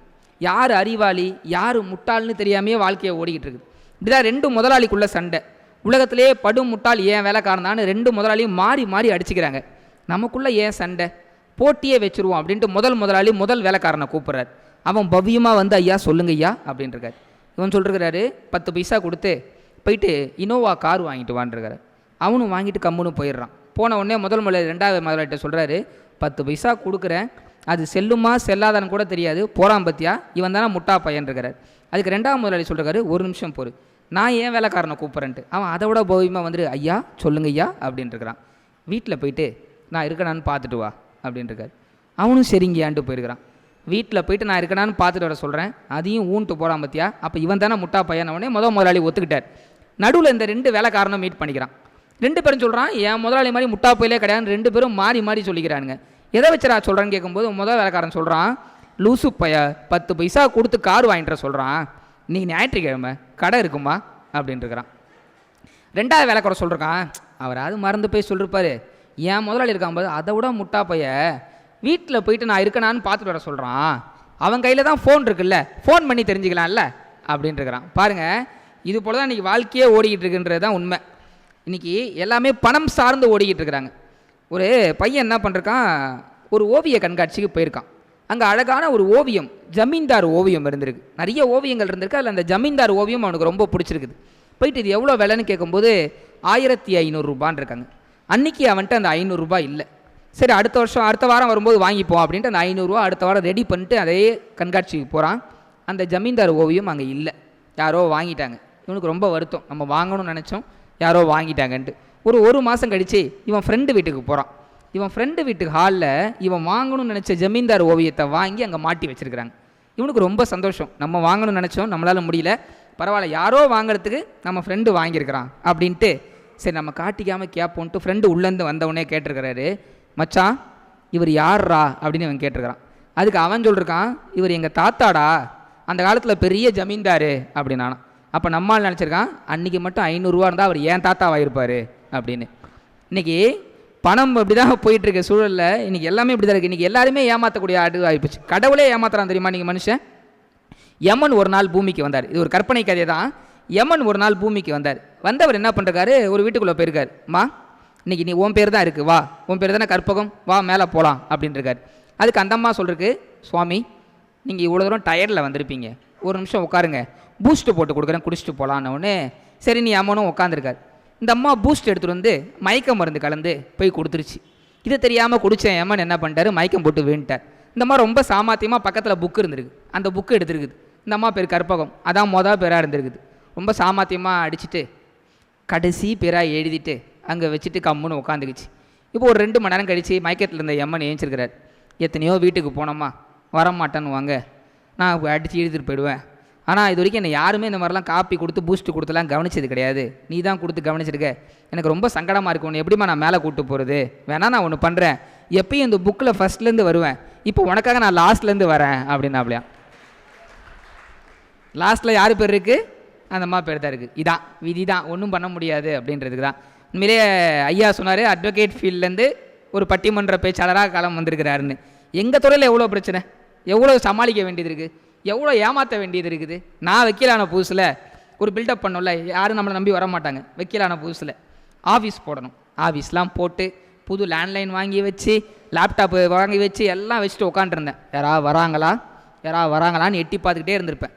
அப்படியே பார்த்துட்டு வரும்போது திடீர்னு ஒருத்தன் ஆஃபீஸை நோக்கி வரான், ஆடு மாட்டிக்கிச்சு அப்படின்ட்டு நான் என்ன பண்ணிட்டேன், கொஞ்சம் பில்டப் பண்ணுவோன்ட்டு ஃபோனு லேண்ட்லைன் வச்சுருந்தேன்ல புதுசாக, அதை எடுத்து உள்ளே வரும்போது அப்படின்ட்டு நான் கால் பேசுகிற மாதிரி, கிளைண்ட்டுக்கிட்ட பேசுகிற மாதிரி, சார் உங்கள் கேஸ் எடுக்கும்போதே சொல்லிட்டேன், ஒரு அப்பீரன்ஸுக்கு 10,000 குறைஞ்சே வர மாட்டேன்னு, அவ்வளோ தூரம் நான் வந்து நடத்தணும், உங்கள் கேஸு ரொம்ப சிரமமான கேஸு, ஜெயிக்கிறதுக்கான பாயிண்ட்ஸ்லாம் நான் எடுத்து வச்சுருக்கிறேன், நடத்தினா ஜெயிக்கலாம், ஆனால் எனக்கு இவ்வளோ தான் ஃபீஸ் அப்படி இப்படின்னு பேசிட்டு ஆகா ஓகோன்னு பில்டப்லாம் பண்ணிட்டு சட்ட பாயிண்ட்லேருந்து எல்லாம் எடுத்து பேசிட்டு அவன் நம்பரானான்னு பார்த்தேன், நம்பிட்டான் அப்படின்ற மாதிரி எனக்கு ஒரு முடிவு வந்த உடனே வச்சுட்டு, இப்போ கெத்தா சொல்லுங்கள் உங்களுக்கு என்ன அப்படின்னு.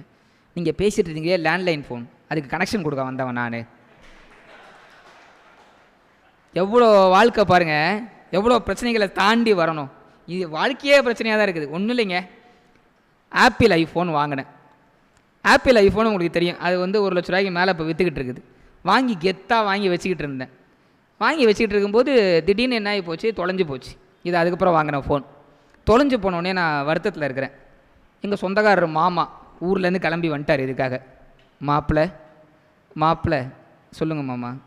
ஐஃபோன் தொலைஞ்சிச்சின்னாங்க. வருத்தப்படாதீங்க மாப்பிள்ளை, ஒன்றும் இல்லை, இது ஒன்று போனால் ஒன்று வாங்கிக்கலாம், நான் இருக்கேன் மாப்பிள்ளை, பார்த்துக்கலாம் அப்படின்னு ஒன்று.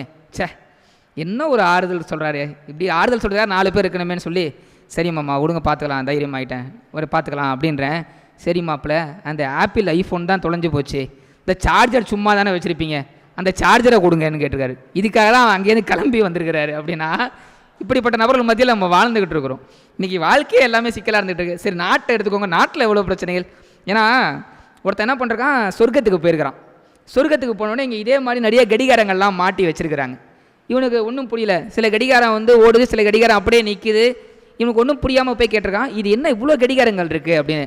நீங்கள் பூமியில் ஒவ்வொருத்தருக்கும் நாங்கள் மேலே ஒவ்வொரு கடிகாரம் வச்சுருப்போம், நீங்கள் நல்லது பண்ண ஒரு இது ஓடும், நீங்கள் கெட்டது பண்ணால் அது வேகமாக ஓடும், அந்த மாதிரி நாங்கள் செட் பண்ணி வச்சுருக்கோம் அப்படின்ட்டுருக்கான். இவன் பார்த்துருக்கான், இது என்ன ஓடவே இல்லை, இது வந்து சாதாரண ஒருத்தருடைய ஆள், இது கொஞ்சம் அழகாக ஓடிட்டுருக்கு, இது அன்னை தெரசாவனுடைய கடிகாரம், கெட்டது யார் பண்ணுறாங்களோ அது வேகமாக ஓடுற மாதிரி செட் பண்ணுறோம் அப்படின்ன உடனே இவன் கேட்டிருக்கான், அப்போ எங்கள் ஊர் அரசியல்வாதிங்க கடிகாரம்லாம் எங்கே வச்சுருக்கீங்கன்னு.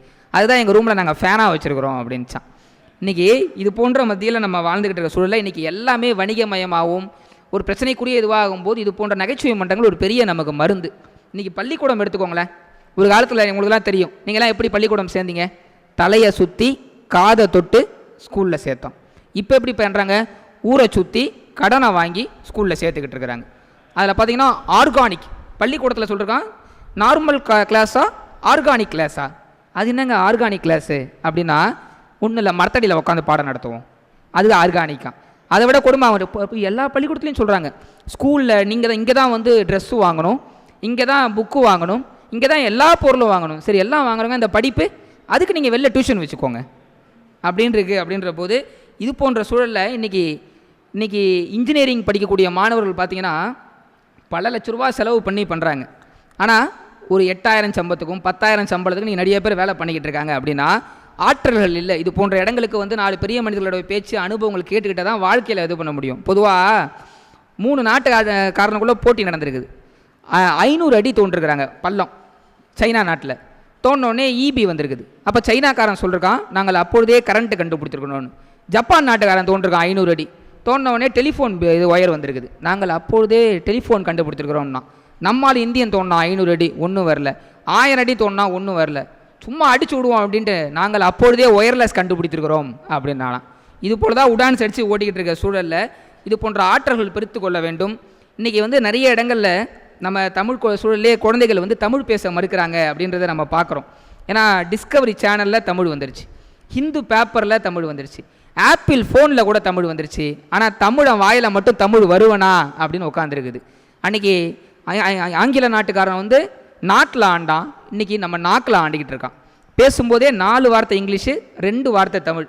கம்மிங் ஃப்ரைடே சிஸ்டர் மேரேஜ் மறக்காமல் வந்துடணும் அப்படின்றான். கம்மிங் ஃப்ரைடே சிஸ்டர் மேரேஜ்ன்றது இங்கிலீஷு, மறக்காமல் வந்துடணுன்றது தமிழ். பேசும்போதே 4 வார்த்தை இங்கிலீஷு, 2 வார்த்தை தமிழ். தமிழை மைனாரிட்டி லாங்குவேஜ் ஆகிட்டு இருக்கிற சூழலில் தானே வாழ்ந்துக்கிட்டு இருக்கோம். இங்கே சினிமாவில் பாட்டுலேருந்து எல்லாமே வட மாநிலத்துலேருந்தும் வெளிநாட்டிலேருந்து தான் இறக்கிட்டு இருக்கிறான். அதில் பாருங்கள், தமிழில் உண்மையிலே ஐயா அழகாக பாடினாங்க. பாடின ஐயாவுக்கு நல்ல ஒரு பலத்தை கை தட்டலாம். ஆரம்பத்தில் ரொம்ப அழகாக பாடினார் ஐயா. இது போன்ற தமிழ்நாட்டில் அழகாக பாடக்கூடிய எத்தனையோ பாடகர்கள் இருக்கிறாங்க. ஆனால் இதெல்லாம் பத்தாதுன்னு வடநாட்டிலேருந்து உதித் நாராயணன் ஒருத்தர் கூட்டு வந்து ஒரு பாட்டு பாட வச்சாங்க. அந்த பாட்டு வரி என்னென்னா, பிரியமான பொண்ணை ரசிக்கலாம் தப்பில்லை. அவருக்கு தமிழ் தெரியாதுன்றனால அதை அப்படியே இங்கிலீஷில் எழுதியிருக்காங்க, பிரியமான பொண்ணை ரசிக்கலாம் தப்பில்லை. அவர் பாடினார், பெரியம்மாவின் பொண்ணை ரசிக்கலாம் தப்பில்லைன்னு. பெரியம்மா பொண்ணு சகோதரி முறரா அப்படிலாம் பாடக்கூடாதான்னு சொல்லி திருத்திருக்கிறாங்க. இந்த நிலைமை நமக்கு தேவையா? இப்போ சமீபத்தில் சில ஆண்டுகளுக்கு முன்பு தமிழக அரசு ஒரு அறிவிப்பு வெளியிட்டிருந்தாங்க, கடைகளுக்கு தமிழில் பேர் வச்சா உங்களுக்கு வந்து அந்த வரி விலக்கு உண்டு அப்படின்ற போது ஒரு பேகு கடையில் எழுதி போட்டிருந்தான், இங்கு பேக்குகள் ரிப்பேர் செய்யப்படும். இது பேகு பேக் ஆகி போச்சு. இன்றைக்கி இது போன்ற சூழலில் வாழ்ந்துக்கிட்டு இருக்கோம். ஆனால் நம்ம பெருமை நமக்கு தெரியதில்லை. உலகத்தினுடைய மையப்பகுதி எதுன்னு ஒரு இங்கிலாந்துக்காரன் கண்டுபிடிச்சான். உலகத்தினுடைய மையப்பகுதி எதுன்னு பார்க்கும்போது இந்தியாவில் எதிராக மையப்பகுதின்னு பார்க்கும்போது தமிழ்நாடு, தமிழ்நாட்டில் எது மையப்பகுதின்னு பார்க்கும்போது எங்கள் கடலூர் மாவட்டம், கடலூர் மாவட்டத்தில் எது மையப்பகுதின்னு பார்க்கும்போது எங்கள் ஊருக்கு பக்கத்தில் இருக்கக்கூடிய சிதம்பரம், சிதம்பரத்தில் எது மையப்பகுதின்னு பார்க்கும்போது சிதம்பரம் நடராஜர் கோயில், நடராஜர் கோயில் எதிராக மையப்பகுதின்னு பார்க்கும்போது நடராஜருடைய சிலாரூபம், நடராஜருடைய சிலாரூபத்தில் எது மையப்பகுதின்னு பார்க்கும்போது அவர் ஒத்த நுனிக்காலில் உள்ள நின்று ஆடுறாரு பாருங்க, அந்த டான்ஸ், அந்த உச்சி நுனி, அதுதான் உலகத்தினுடைய மையப்பகுதின்னு ஒரு இங்கிலாந்துக்காரன் கண்டுபிடிச்சி சொன்னாதான் இங்கே இருக்கிறவனுக்கு தெரியுதுன்னு சொன்னால் இங்கே இருக்கிறவனுக்கு நம்ம பெருமை தெரிகிறதா புரிகிறதா அப்படின்றத நம்ம பார்க்கணும். இது போன்ற எல்லா விஷயங்களையும் நம்ம அடுத்த தலைமுறைக்கு கடத்த வேண்டிய பொறுமை நமக்கு பெரிய பங்கு இருக்கிறது. ஈரோடு நகைச்சுவை மன்றம் போன்ற பல்வேறு அமைப்புகள் நம்ம நாட்டில் செய்து வரக்கூடிய விஷயமே என்னென்னா, அவங்க கேட்குறாங்க கேட்கலன்றதை தாண்டி இது போன்ற விஷயங்களை தொடர்ந்து முன்னெடுத்துக்கிட்டே வர்றது தான். இன்றைக்கி வாழ்க்கை முறையே எல்லாமே சிக்கலாக இருக்குங்க. இங்கே நான் சொன்ன மாதிரி சிரிக்கலாம் ஜெயிக்கலாம், சிரித்தா மட்டும்தான் ஜெயிக்க முடியும்னா சிரிப்பதற்கான காரணங்களை நாம் தான் உருவாக்கிக்கணும். ஏன்னா சைக்கிள் ஓட்ட கஷ்டமாக இருக்கேன்னு பைக்கு வாங்கி, பைக்கை விட ஈஸியாக இருக்கேன்னு காரு வாங்கி, அதனால் எந்த வேலையும் செய்யாமல் தொப்பை வாங்கி, இந்த தொப்பையை குறைக்கலான்னு ஜிம்முக்கு போனால் என்ன பண்ணுறான், ஓடாத சைக்கிளை ஓட்டுறான்றான். அதை தாண்டா நான் ஃபஸ்ட்டு பண்ணிக்கிட்டு இருந்தேன். அது மாதிரி என்ன பண்ணுறான், ஒரு வண்டியை கொடுத்துட்றான் ஷாப்பிங் மாலில், தள்ளிட்டு போயிட்டு எல்லா பொருளையும் வாங்க சொல்கிறான். ஒரு காலத்தில் வீடு வீடாக வண்டி தள்ளிட்டு வந்து நல்ல காய்கறியாக வாங்கணும். இன்றைக்கி ஷாப்பிங் மால்னு ஒன்று கட்டி விட்டு அவன் ஒரு வண்டியை நம்ம கையில் கொடுத்து அந்த வண்டியை நம்ம தள்ளிட்டு போயிட்டு அது நல்ல காய்கறியாக கெட்ட காய்கறியாக தெரியாமல் வாங்கிட்டு இருக்கோமே, என்ன வாழ்க்கை. அதெல்லாம் தாண்டி பேங்க்குக்கு போகிறோம். முன்னாடி பேங்க்குக்கு என்ன பண்ணுவோம், கிழிஞ்ச நோட்டு எங்கே வாங்குவாங்க, கிழிஞ்ச நோட்டு வாங்கக்கூடிய ஒரே இடம் பேங்க்கு தான். இன்றைக்கி பேங்க்கில் சிடிஎம் மிஷின்னு போட்டான், கேஷ் டெபாசிட் மிஷின். அதில் போய்ட்டு நீங்கள் கசக்கிற பணத்தையோ கிழிஞ்ச பணத்தையோ கொடுத்தா அது தூக்கி கடாசி விட்டுடுது. அப்போ காலம் எப்படி மாறி இருக்குது.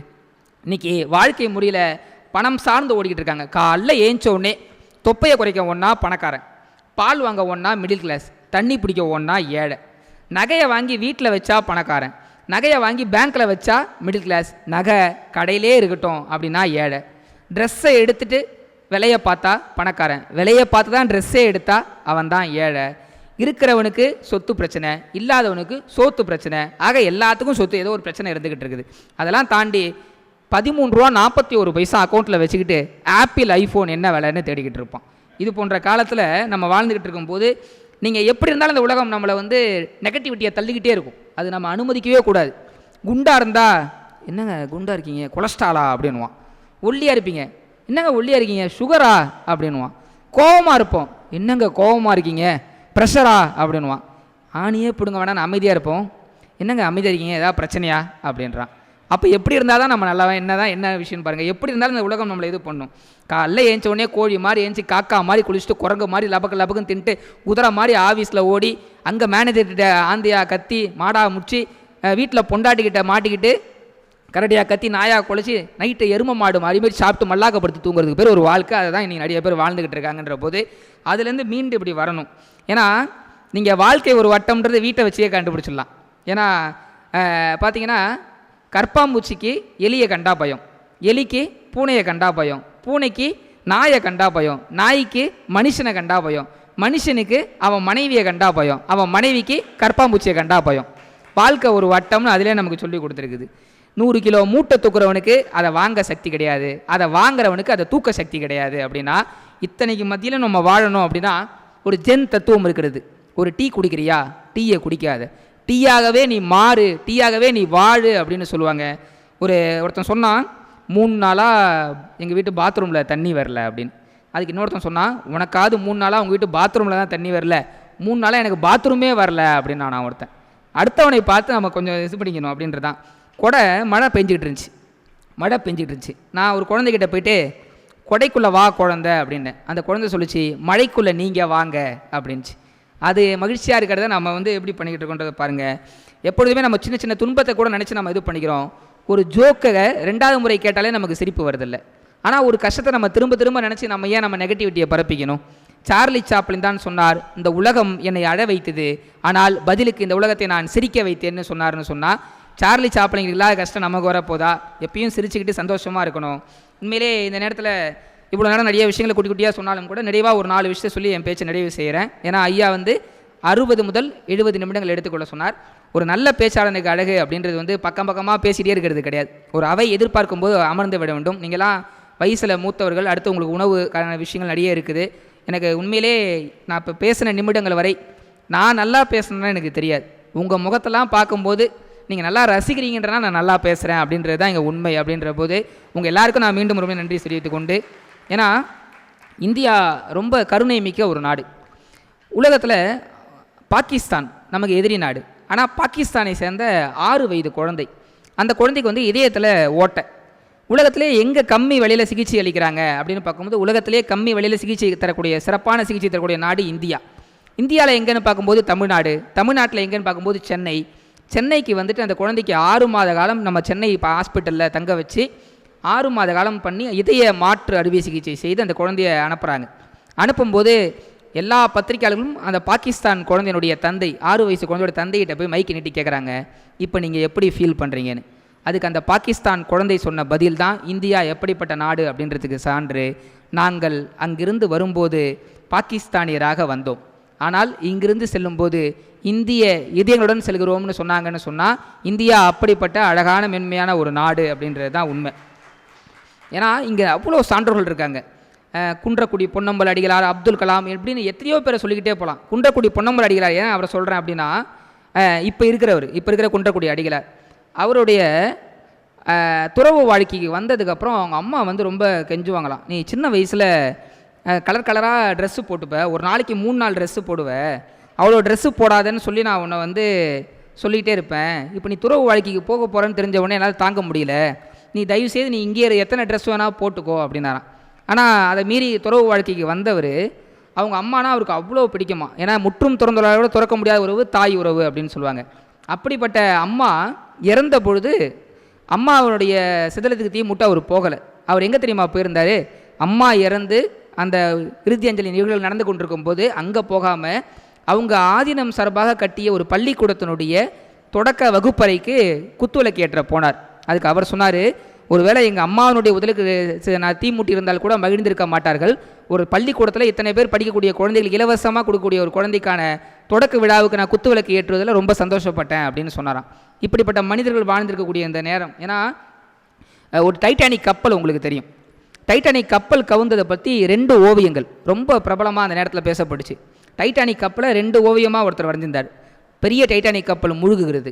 முழுகும்போது சின்ன டைட்டானிக் கப்பல், அங்கே சின்ன கப்பல் அந்த நிறைய வச்சுருப்பாங்க, குட்டி குட்டி கப்பலில் மக்கள் தப்பிச்சு ஓடுறாங்க. பெரிய கப்பல் முழுகும்போது அவ்வளோ கூட்டம் தப்பிச்சு ஓடிக்கிட்டே இருக்கிறாங்க.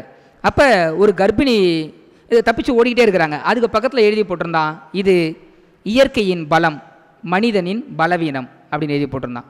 அதே டைட்டானிக் கப்பல் கீழே, அதே டைட்டானிக் கப்பல் முழுகுது. குட்டி கப்பலில் தப்பிச்சு எல்லாம் ஓடிக்கிட்டு இருக்காங்க. ஒரு கர்ப்பிணி பெண் வருகிறாள். அப்போ எல்லாம் அடித்து பிடிச்சிட்டு ஓனவங்க எல்லாருமே இடம் கொடுத்து அந்த பெண்ணுக்கு இடம் கொடுத்து உட்கார வைக்கிறாங்களாம். அதுக்கு பக்கத்தில் எழுதி போட்டிருந்தாங்க, இது மனிதனின் பலம், இயற்கையின் பலவீனம்னு எழுதி போட்டிருந்தாங்களாம். உண்மையிலேயே மனிதர்கள் அப்படிப்பட்ட நபர்களாக இருக்க வேண்டும். வெள்ளைக்காரன் காந்தியை பார்த்து கேட்டாராம், உங்கள் நாட்டில் தான் நாங்கள் எல்லா வளத்தையுமே கொள்ளையடிச்சிட்டோமே, மிச்சம் வச்சுருக்க சுதந்திரத்தை வச்சு என்ன பண்ண போகிறீங்க? அதுக்கு காந்தி சொன்ன பதில் அழகானது. உண்மைதான், நீ என் நாட்டில் எல்லா வளத்தையும் கொள்ளையடிக்கலாம், ஆனால் ஒருத்தர் தடுக்கி விழுந்தால் தாங்கி பிடிக்கிற இறக்க குணம் எங்ககிட்ட இருக்க வரைக்கும் உன்னால் ஒன்றுமே பண்ண முடியாதுன்னு சொன்னாராம். ஆனால் காந்தி சொல்லிட்டு போயிட்டாரு, இன்றைக்கி நமக்கு வந்தால் ரத்தம், அடுத்தவனு வந்தால் தக்காளி சட்னின்ற சொல்லி தானே போயிட்டுருக்குது. ஒரு ஆக்சிடென்ட் நடக்குதா, எட்டி பார்த்து என்னாச்சு, ஆள் உயிரோடு இருக்கிறானா, ஒரு கால் போயிடுச்சு, ஒரு கால் தான் போச்சா அப்படின்ட்டு கேட்டு போகிற அளவுக்கு இன்றைக்கி மாறிக்கிட்டு இருக்குது. அப்படின்ற போது நம்ம வாழ்க்கை முறையில் ஒழுக்கமும் இன்றைக்கி எல்லாம் கெட்டு போயிட்டுருக்கு. ஏன்னா தமிழை தான் கண்டுபிடிச்சான். தமிழன் கோள்களை 9ஆக வகுத்தான், திசைகளை 8ஆக வகுத்தான், சுரங்களை 7ஆக படித்தான், சுவையை 6ஆக வச்சான், பஞ்சபூத்தை 5ஆக வச்சான், சாப்பிட்ற சாப்பாட்டை கூட உண்ணுவது உணவு, தின்னுவது வடை, நக்குவது பாயசம், பருகுவது மோர் 4ஆக பிரித்தான். அறம் பொருள் இன்பம்னு வாழ்க்கை நிலையை 3ஆக சொன்னான், அகம்புறம்னு வாழ்க்கையை 2ஆக சொன்னான், ஒழுக்கத்தை மட்டும் 1ஆக தான் வச்சான், அதை உயிராக மதித்தான். ஆனால் இன்றைக்கி அந்த ஒழுக்கம் மாறி என்ன ஆகி போச்சு. ஒரு கதையோடு என் பேச்சை முடிக்கிறேன். வண்டலூர் ஜூவில் ஒரு சிங்கம் இருந்திருக்கு. என்ன இருந்துச்சு? சிங்கம். அது சிங்கம்ன்றனால அதுக்கு ஸ்பெஷல் ட்ரீட்மெண்ட், ஆட்டுக்கறி மாட்டுக்கறின்னு கொடுத்து வளர்த்துருக்காங்க. திடீர்னு அந்த சிங்கத்தை ஒரு நாள் என்ன பண்ணாங்களாம், அமெரிக்கா சூக்கு மாற்றிருக்காங்க. சிங்கம் நினச்சிது நம்ம லோக்கல் ஜூலே நல்லா கவனிச்சிட்டாங்க, இப்போ அமெரிக்காவுக்கு மாற்றுறாங்க, நல்லா கவனிச்சுப்பாங்கன்னு நினச்சிதான் சிங்கம். அங்கே போனதுக்கப்புறம் அந்த சிங்கத்துக்கு என்ன பண்ணுறாங்க, முதல் நாள் கேரட்டும் பீட்ரூட்டும் கொடுத்துருக்காங்க. சிங்கம் நினச்சிது வெள்ளிக்கிழமை போல் கேரட் பீட்ரூட் கொடுக்குறாங்கன்னு அட்ஜஸ்ட் பண்ணி சாப்பிட்டுக்குச்சு. அடுத்த நாள் அதே கேரட் பீட்ரூட் கொடுத்துருக்காங்க. சரி, நம்ம ஊரில் ஞாயிற்றுக்கிழமை தானே கறி எடுப்பாங்க, இங்கே ஞாயிற்றுக்கிழமை கொடுப்பாங்கன்னு நினச்சிருக்கு சிங்கம். அதே ஞாயிற்றுக்கிழமை வந்தாலும் திருப்பி அதே கேரட்டும் பீட்ரூட்டும் போட்டிருக்கிறாங்க. சிங்கம் கடுப்பாயிடுச்சான். உணவு தரவரை கூப்பிட்டு கேட்டுச்சான், யோ என்ன விளையாடுறியா, நான் காட்டுக்கே ராஜா தெரியுமில்ல அப்படின்ச்சான். அதுக்கு அந்த உணவு தரவர் சொன்னார், உண்மைதான், நீ காட்டுக்கே ராஜா தான், ஆனால் நீ இங்கே வந்தது குரங்கோட பாஸ்போர்ட்டில், குரங்குக்கு என்ன தர முடியுமோ அதான் உனக்கு தர முடியும் அப்படின்னாரான். அந்த குரங்கு போலி பாஸ்போர்ட்டில் சிங்கம் அப்படி போயிருக்கு. அப்படின்ற போது இது போல தான் நம்ம மனிதர்களாகிய நம்ம சின்ன சின்ன இதுக்கெல்லாம் நம்மளை மாற்றி குழப்பிக்கிட்டு ஸ்ட்ரெஸ்ஸில் இருந்துக்கிட்டு இருக்கோன்ற போது இதற்கெல்லாம் ஒரே பதில், சிரிப்பு மட்டும்தான் உங்கள் வாழ்க்கையில் வசந்தங்களை கொடுக்கக்கூடியது. என்ன வேணால் பிரச்சனை இருந்துட்டு போட்டோம். உங்கள் எதிரிகள் கூட எதிர்க்க வேண்டிய ஒரே ஆயுதம் என்ன தெரியுமா? உங்களுடைய புன்னகை தான். அவன் பார்த்து கதறணும், இவனுக்கு என்ன பண்ணாலும் இவன் சிரிச்சிட்டே இருக்கிறான், இவனை ஒன்றுமே பண்ண முடியாது அப்படின்னு சொல்கிற அளவுக்கு பண்ணணும். அப்படின்னா எப்பொழுதுமே இந்த சிரிக்கிறவன் தான் ஜெயிச்சிட்டே இருப்பான். உண்மையிலே பாருங்கள், யார் ஒருத்தர் சிரிக்கிறாரோ எந்த பிரச்சனை வந்தாலும் சமாளிக்கக்கூடிய ஆற்றல் அவங்க இருக்கும். அப்படின்ற போது வாழ்வின் மீது இயற்கை தெளித்த வாசனை தைலம் தான் இந்த சிரிப்பு. அப்படின்ற போது வாழ்க்கை பூட்டியே கிடக்கிறது, சிரிப்பு சத்தம் கேட்கும் போதெல்லாம் அது திறந்து விடுகிறதுன்னு சொல்லுவாங்க. ஒரு பூமி இப்போ ஒரு பள்ளத்தாக்கு முழுக்க பூ பூக்கட்டுமே, ஒரு குழந்தையின் சிரிப்புக்கு ஈடாகுமான்னு சொல்லுவாங்க. அதுபோல் இங்கே வந்திருக்கக்கூடிய நீங்கள் அனைவரெல்லாம் சிரித்து கொண்டே இருக்க வேண்டும். சிரித்து கொண்டே இருந்தால் வாழ்க்கையை நீங்கள் ஜெயிக்கலாம் என்று தெரிவித்துக்கொண்டு, உண்மையிலே ஈரோடு நகைச்சுவை மன்றம் 238வது சிறப்பு கூட்டமாக இதை நடத்தியிருக்கிறது. மதிப்பிற்குரிய தெய்வ திரு KR சண்முகம் அவர்களின் சார்பாக அவர் குடும்பத்தினர் எத்தனையோ நிகழ்வுகளை முன்னெடுத்திருக்கலாம். ஆனால் இது போன்ற ஒரு நகைச்சுவை நிகழ்ச்சிக்கு உங்களை சிரிக்க வச்சு அவங்களுடைய தந்தைக்கு மிகப்பெரிய பேரை வாங்கி கொடுத்துருக்க அவங்க குடும்பத்தாருக்கும் நன்றி தெரிவித்து கொண்டு, இது போன்ற பெரிய மேடைகளை கொடுத்து என்னை போன்ற தமிழகத்தில் இருக்கக்கூடிய எல்லா பேச்சாளரையும் மகிழ்ச்சிப்படுத்தக்கூடிய ஏறக்குறைய இங்கே வராத பேச்சாளர்கள் கிடையாது. தென்கட்சி கோ சுவாமிநாதன்லேருந்து தமிழகத்தினுடைய எல்லா முன்னணி பேச்சாளர்களும் வந்து பேசியிருக்கிறேன். இந்த மேடையில் நானும் பேசியிருக்கிறேன்றதே எனக்கு மிகப்பெரிய கௌரவமாக இருக்கும்போது, இத்தனை ஆண்டு காலமாக எவ்வளவோ தொய்வுகள் இருக்கும், எவ்வளவோ பிரச்சனைகள் இருக்கும். ஐயாவை பார்த்தே நம்மலாம் வாழ்க்கையை கற்றுக்கலாம். அப்படின்ற போது இத்தனை ஆண்டுகளாக அவரே பைக் ஓட்டுறாரு, முன்னாடி யாரும் போக முடியாது. ஐயாவை மிந்திக்கிட்டு யாராவது போனான்னா ஐயா ஹாரன் அடித்தா அவன் தெரிச்சு ஓடுறான். அந்த அளவுக்கு ஐயா ஆக்டிவாக எல்லாம் பண்ணிக்கிட்டு இருக்காரு. அப்படின்ற போது இது போன்ற நபர்கள் இருக்கும் வரை தமிழும் நகைச்சுவையும் என்றைக்கும் இந்த மண்ணில் நீடித்து நிலைக்கும் என்று தெரிவித்துக்கொண்டு, நல்ல ஒரு பலத்த பாராட்டுகளை ஈரோடு நகைச்சுவை மன்றத்துக்கு நீங்கள் தர வேண்டும் என்று தெரிவித்துக்கொண்டு, நான் உங்ககிட்ட கேட்கக்கூடிய ஒரே ஆதரவு என்னென்னா, தொடர்ந்து எல்லா வாரமும் நீங்களும் வாங்க, உங்கள் குடும்பத்தாரையும் கூட்டிகிட்டு வாங்க, உங்களுக்கு தெரிஞ்சவங்ககிட்ட சொல்லுங்கள். இது போன்ற நிகழ்ச்சிகள் தான் நம்மளையும் நம்மை சார்ந்தவர்களையும் அடுத்தடுத்த கடத்துக்கு அழைத்து செல்லும் அப்படின்றத தெரிவித்துக்கொண்டு, ஏன்னா இட்லியோட சுவை இட்லியில் கிடையாது, தொட்டுக்கிற சட்னியில் இருக்குது. அதுபோல் மனிதர்களாகிய நம்ம சுவை நம்மக்கிட்ட கிடையாது, நம்ம சுற்றி இருக்க மனிதர்கள்ட்ட இருக்குது. அப்படின்ற போது அடுத்தவங்க எப்படி வேணால் வாழ்ந்துட்டு போட்டோம், ஒரு பாசிட்டிவான அவையை நான் இங்கே பார்க்குறேன்ற தெரிவித்துக்கொண்டு, ஒளி படைத்த கண்ணினாய் வா வா வா என்று அழைத்து இந்த மேன்மை மிகுந்த மேடையிலே பேசவிட்டு வீசிவிட்டு வேடிக்கை பார்த்த உங்கள் அத்தனை பேருக்கும் நன்றி கூறி விடைபெறுகிறேன். சந்தன காற்று நம் ஜன்னலில் வீசட்டும், சரித்திரம் நாளை சிரிப்பின் சாதனை பேசட்டும். வாய்ப்புக்கு நன்றி, வணக்கம், ஜெய்ஹிந்த்.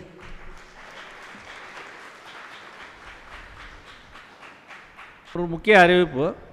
அடுத்த மாதம் ஜூலை 14ஆம் தேதி விஜய் தொலைக்காட்சியிலே தமிழ் எங்கள் பேச்சு எங்கள் மூச்சு என்ற தலைப்பிலே ஒரு 40 இளம் சிங்கங்கள் ஆண் பெண் இருபாலரும் அருண்போல் வயதுடைய இளைஞர்கள் சங்கநாதம் முழங்குவது போல் தமிழ் மொழியை ஒரு குற்றால அருவி போல் கொட்டி அற்புதமாக பேசுகின்ற ஆற்றலாளர்கள் அடுத்த மாதம் ஒரு சிரிக்கவும் சிந்திக்கவும் பேசுகின்ற நாகமுத்து பாண்டியன் வருகிறார். அவருக்கு இணையாக கோவையிலிருந்து அதே தமிழ் எங்கள் பேச்சு எங்கள் மூச்சில் பேசிய விஜயகுமார் வருகிறார். அவர் மிகப்பெரிய சிந்தனை கவிஞர், உரைநடையில் அற்புதமான ஒரு பேச்சு ஆற்ற இருக்கிறார். நீங்கள் அனைவரும் அடுத்த மாதம் 14ஆம் தேதி வருகை தர வேண்டும் என்று அன்புடன் கேட்டுக்கொள்கிறேன். பேச்சாளர்களுக்கு நம்முடைய நன்றி. முன்னிலை வைத்து சிறப்பு செய்த எனது நண்பர் KRS அவருடைய அன்பும் மகனும் மருமகள் பேத்தி எல்லோருக்கும் நன்றி. வருகை தந்தவங்க அனைவருக்கும் நன்றி கூறி இப்பொழுது நாட்டுப்பண்